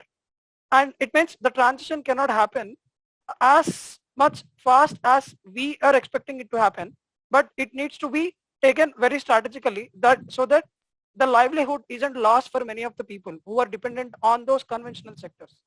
So point well taken, Santosh. I think it's as much about the transition phase as it is about the end goal and the starting phase. So that's well taken. Did you have something else to end? Did I? Yeah. And the resources that we are trying to look for to achieve the net zero are concentrated only in specific countries. Especially if we take the EV technology that we wanted to build up, right? So the critical minerals required, the consumption of these critical minerals should go up by 18-fold that we are consuming today. And these are all concentrated only in China or in some of the African countries. So now why, like, when the developed countries have their technology ready, they wanted to use it. Now why will China be willing to give their resources to the developed country, putting them behind the developed countries? So it's in the interest of the government and it's in the interest of the self-growth. I mean, the bigger human life is at existential crisis. Absolutely, and it's a zero-sum game that way. Yeah. Anurag, clarification, please. Thank you, Ishan. So the moment I hit +1 for Arif was when he said that the world is just set up in a way that it's just too difficult for us to just figure this out. Here are my multiple thoughts in no specific order. First thing about carbon credits came into discussion today. When we think about credits, it's just right now as incentives being flowing back, right? But I don't understand how exactly the capitalistic and the monetary world is set up. We assign value to something which nobody knows what it is. The only resource which we have is basically earth, and we don't put credits to it. It's just like assigning credits which is just being wasted. everybody just tries to make money because that's the only thing which matters, right? The discussion started with the point that we are making coal cleaner, not energy cleaner. So, and then again, when we come to policy making, the world is governed by, right now, oil and gas has been the massive Goliath, right, for the last multiple decades. And that's where the power is. Power flows to people who run governments, or like, that's how you choose your government. So that influence, even if we could build good technology like EVs or energy storage, like long back, 20 years back, it was just subdued because the power is held by somebody else. So it's just it's so much work, because we had to completely change the social order. We have to innovate in technology, and then time is running out. I still have a pessimistic view, even if you're working as hard as we can to solve it, because like, we don't know when was going to end. We heard 2026 today by Venji, right? It's just, and it's the thing is, like, it's not remotely true that it could not happen. We don't know when exactly a runaway event happens. The permafrost, Elon Musk keeps talking about it, right? So the thing is, like, we can't predict our weather like the next like 7 days from now, because it's just very difficult. It's partial differential equations, which we still do not know how to solve properly, and like how exactly it affects. So it's just, it's the thing is that we have to do, and we must hope for that something climatic just does not come in our way. And so that's the urgency which we need to work with. So that's my defense. Obviously, there's much things which we can do. Hopefully we have 50 more years until 2050 to figure this out, and we probably do. I hope that answers it, Irfan. All right, point taken, Anurag, and obviously point very well taken by Alif. There's a bit of mutual admiration happening there. I'll go to Santosh and then Titli, and I also, because we have barely 10 minutes left, so I want to take at least one question from the audience, which I will after you guys have made your comments. So I just want to add one thing, like, the time is actually not running out. So time is the dimension that's just based on our perception. So actually, if we put a lot of gravity as per Einstein's theory of relativity, the time can be halted.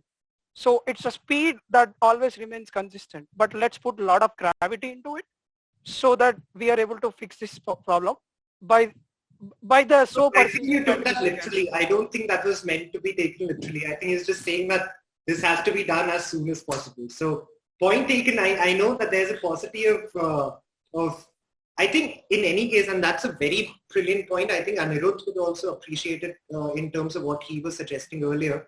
But all of this is happening because it is an anthropocentric approach. Earth is not going anywhere, and neither is environment in whatever form it survives later. So if it's on the scale of humanity, that's where the time per se is running out.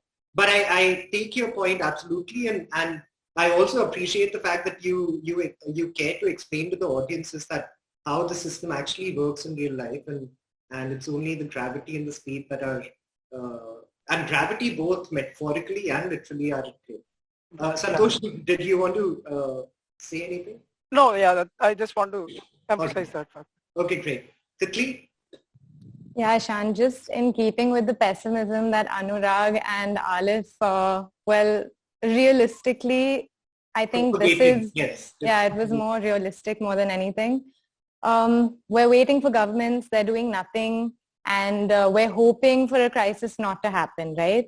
But I feel like we're not to put like a lot of weightage on the fact that, I mean, not to take away from responsibility that governments and policymakers have, but we as citizens of the world have an enormous responsibility to make changes to our lives. And I feel like we're just sitting around waiting for something to happen, and it's quite clear that nothing's happening. But we could be making those little changes in our lives every single day. We could be, even if it's just a windowsill, a pot, you could grow like 1% of your food. You could, compost your waste. You could save a seed. All of us eat food. We could save seeds, have community seed banks. There's just so many things we could do as citizens, as communities, to build awareness, to just, urban farm. We say we don't have the space, but I just think there's so many possibilities, and we shouldn't take away from what one person can do. Before you go any further, quickly I'll interject and I'll just grab onto the ray of hope that has come there and run with it. And as I promised, I'll take up at least one audience question. So I'll go to the audience question now.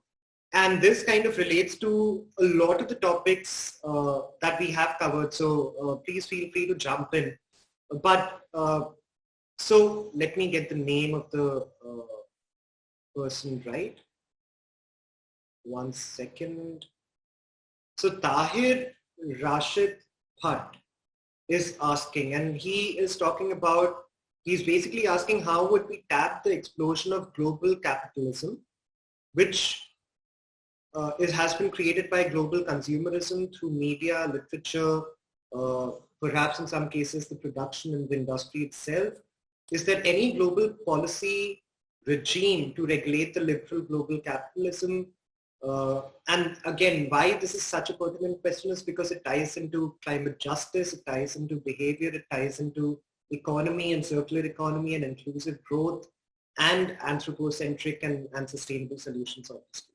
So is there a particular regime that we agree with, or are there criticisms to all? Are there some that are better situated than others?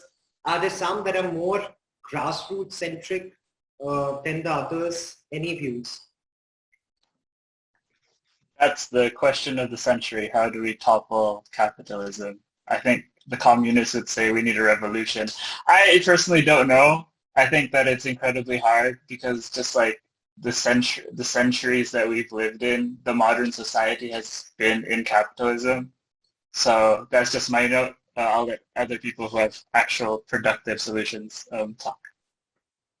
Anirudh? I'm not sure how effective this answer would be, but the other day while attending a lecture, we were told that there were certain public-spirited investors who collaborated themselves and started investing in companies and became shareholders in those companies. So if you have those 5 or 6 public-spirited individuals who have deep pockets, and if at all they can secure a place in a boardroom, then again those 5 or 6 people can make a real change. So I think that the problem does not, it neither has to be a grassroots movement, or it does not have to be a movement which would start from above. It's the people amongst ourselves who are publicly spirited. As Titli said, that there are people, you just need to be aware, you just need to do your bit. A person who has a certain space at his home can grow something, and a person who has deep pockets can make his impact in a certain manner. So I think the most effective thing, because in the end these capitalists are the people who are also responsible for making those policies. So I think it's very difficult to change the perception in that manner. But if the change comes from within, from the people who are making the change, and this is happening, I'm so sorry if I cannot recollect an example, but if you go and read about this, and Ishan might be able to add certain examples as well, this thing is happening, and it's a very good example of bringing change within the corporate, through the corporates, for the general public.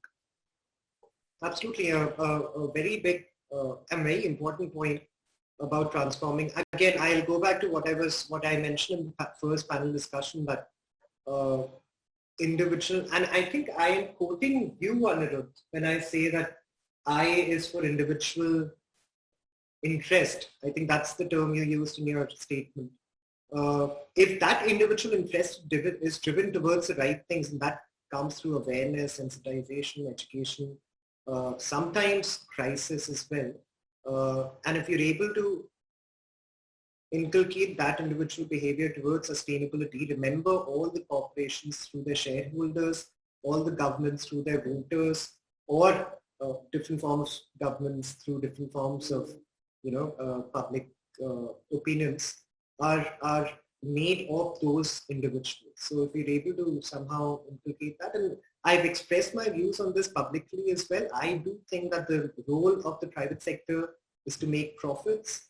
If you're able to inculcate a sense of lowering carbon footprint and being green conscious, that's the line that we need to tread going forward. And that is already happening. If greenwashing is a bad thing, that means that greening is a thing, which is the only optimism that I can offer at this point.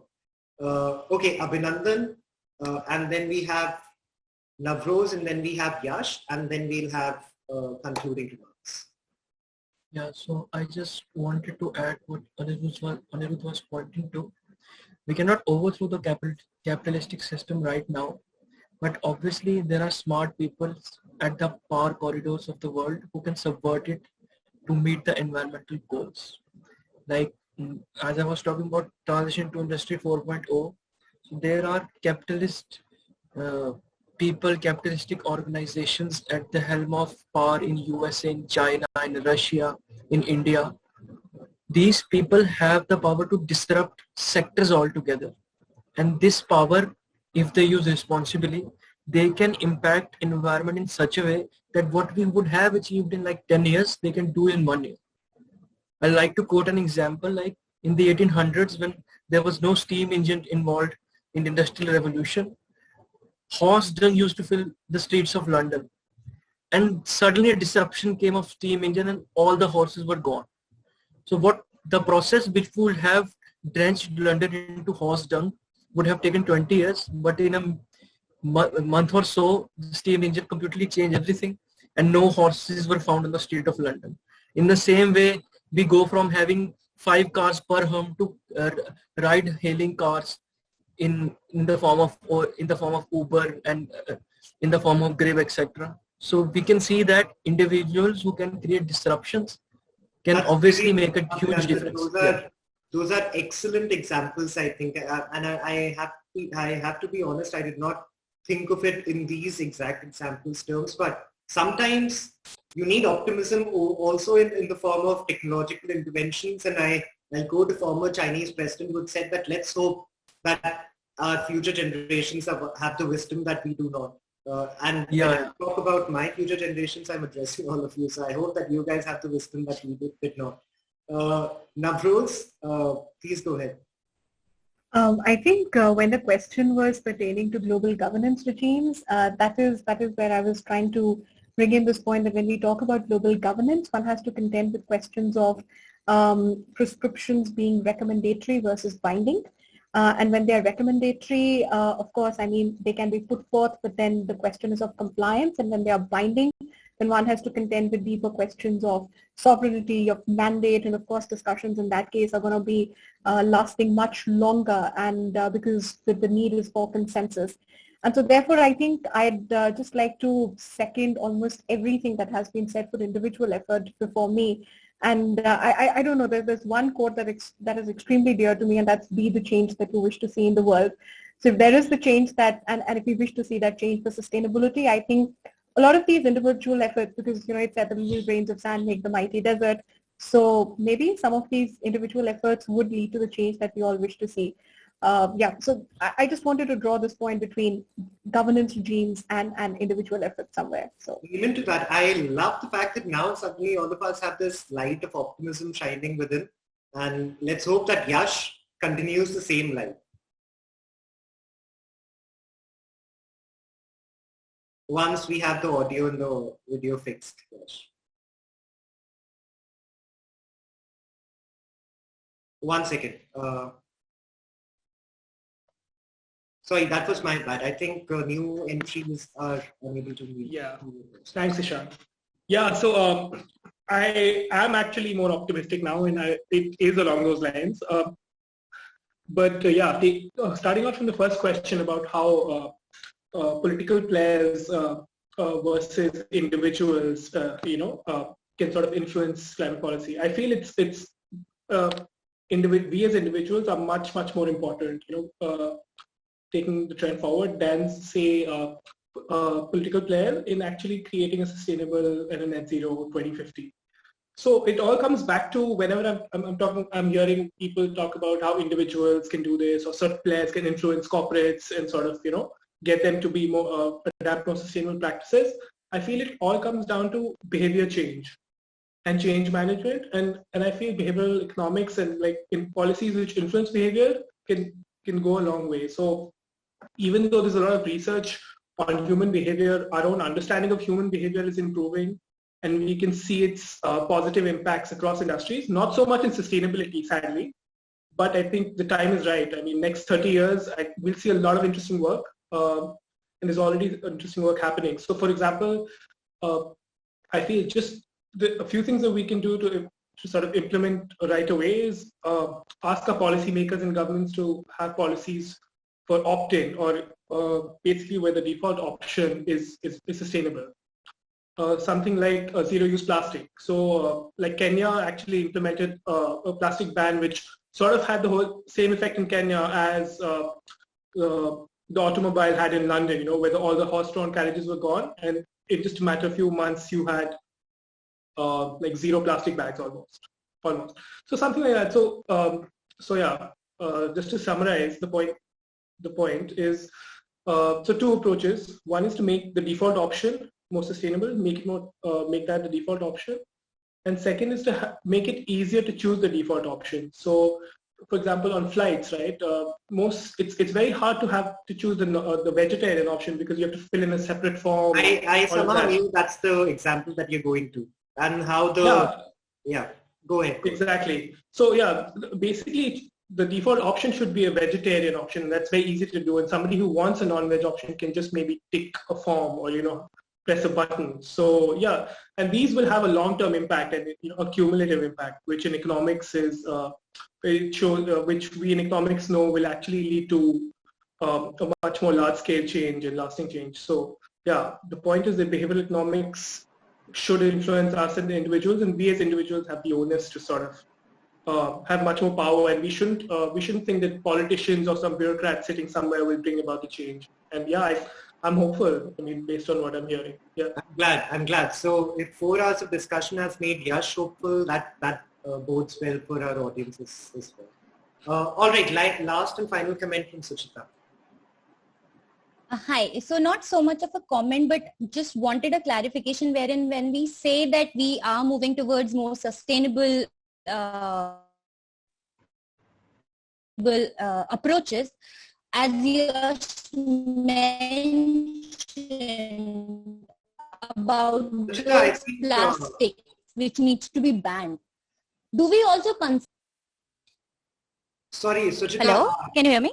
Your voice was getting stuck. Could you repeat the question, please? Yeah, so my question is, when deciding or designing the strategies for, let's say, sustainable approaches or sustainable consumerism, do we also think about the livelihoods that are dependent on producing those unsustainable things that we normally use? Let's say plastic ban. This will impact a lot of people who are engaged in those factories. So these policies need to be integrated enough to also look into the alternative options which are more sustainable and also does not impact the livelihoods of people who are dependent on that. So that's a point well made, and I think Santosh specifically referred to this point when he was discussing as well, and so did Meghna in a way when she was discussing waste and circularity, how transition is a very important cog in the wheel. Now I know that Meghna is somehow unable to find the hand raise button, so at the cost of embarrassing her, Meghna, please go ahead with your... Thanks, Ishan. Thank you for that. That's why I private messaged you, but anyway, okay, so... okay, so firstly to answer, I think to kind of answer to Suchita's very valid point, I could draw an analogy with solid waste management in our rural, rural waste management projects. So one thing that we do is that we encourage gram panchayats of villages to ban single-use plastics, but at the same time we engage self-help group women to, start producing cloth bags. So that way you're also bringing in income into the GPs, and you're also keeping environmentally hazardous single-use plastic at bay. That's one thing. And also, going back to the whole individual action bit, I wanted to, and again, I am an optimist here. So I wanted to give examples that are more institutional rather than individual, because I have seen them happen. One is that the European Environmental Agency, and I don't know the details, I just vaguely remember reading something on their website. They are actually pushing for degrowth among European citizens. They've claimed that, we have reached a certain, standard of living. We have attained a certain amount of income in our, our day-to-day lives. And now is the time to start focusing on like the quality of life without, by decoupling our lives from consumerism. So it's not just individuals here who, of course, I will not I will never underestimate individual action, but I am just bringing out the fact that there are government institutions that are also pushing for positive action like this. And the second example is BMW actually. Through one of our office hours, I believe, or Mr. Christian Rao's session, and it was an answer to Alex's question. He had, you brought out. Remember that you had brought out how it's contradictory to what they're doing. Like they have to push sales to make profits, but at the same time, they're kind of at the risk of being at the wrong side of history because they are pushing these gas guzzling vehicles. So he did bring out the fact that the organization is actually actively also kind of pushing shared economy through the sales of their vehicles. So yes, individual action is certainly important, but I wouldn't say there's any scope of losing hope in terms of institutions and corporates also doing this. So just to end this on a positive note, I wanted to bring this up. Thank you. Thank you, Meghna. Thank you everyone in attendance. I'm told that we had over 600 individual attendees throughout the session. I am also, first of all, thankful to all the panelists in the first session. So Dr. Gupta, Dr. Rishi, Dr. Schultz, Arpit for moderating it, and Arpit for being stuck in Hyderabad traffic for half an hour and giving me a heart attack thinking that I'll have to manage it all on my own. So thank you, Arpit.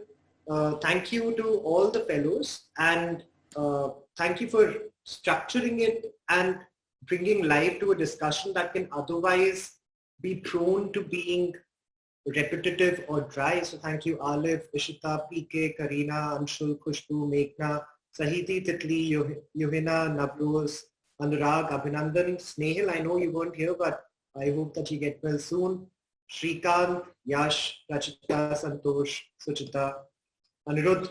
If it wasn't before, because of the amount of time that all of you individually spend thinking about this topic, it wouldn't have been such a success. And thank you for bringing such brilliant ideas from your own perspectives and experiences and expertise. So thank you.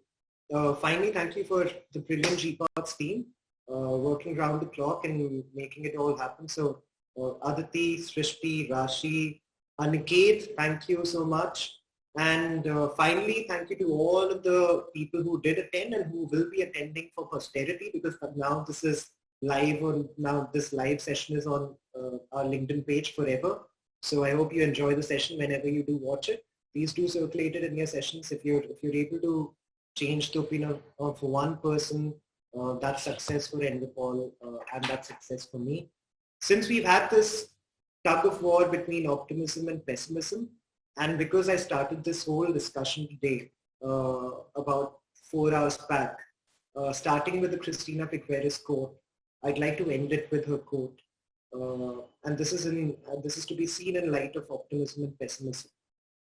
And sometimes you forget between these two tracks of information of pessimism and optimism, what is the necessity. So she had written that when our kids and our grandkids ask us, why is the climate like this in 2050? Your answer should not be, we did all we could. It should always be, we did all that was necessary. And there's a huge difference between what you should do and what you could do. And let's hope that we're able to make that transition from could to should in the times to come. And GPOTS fellows will keep on doing that, I'm sure. It was a pleasure having you all.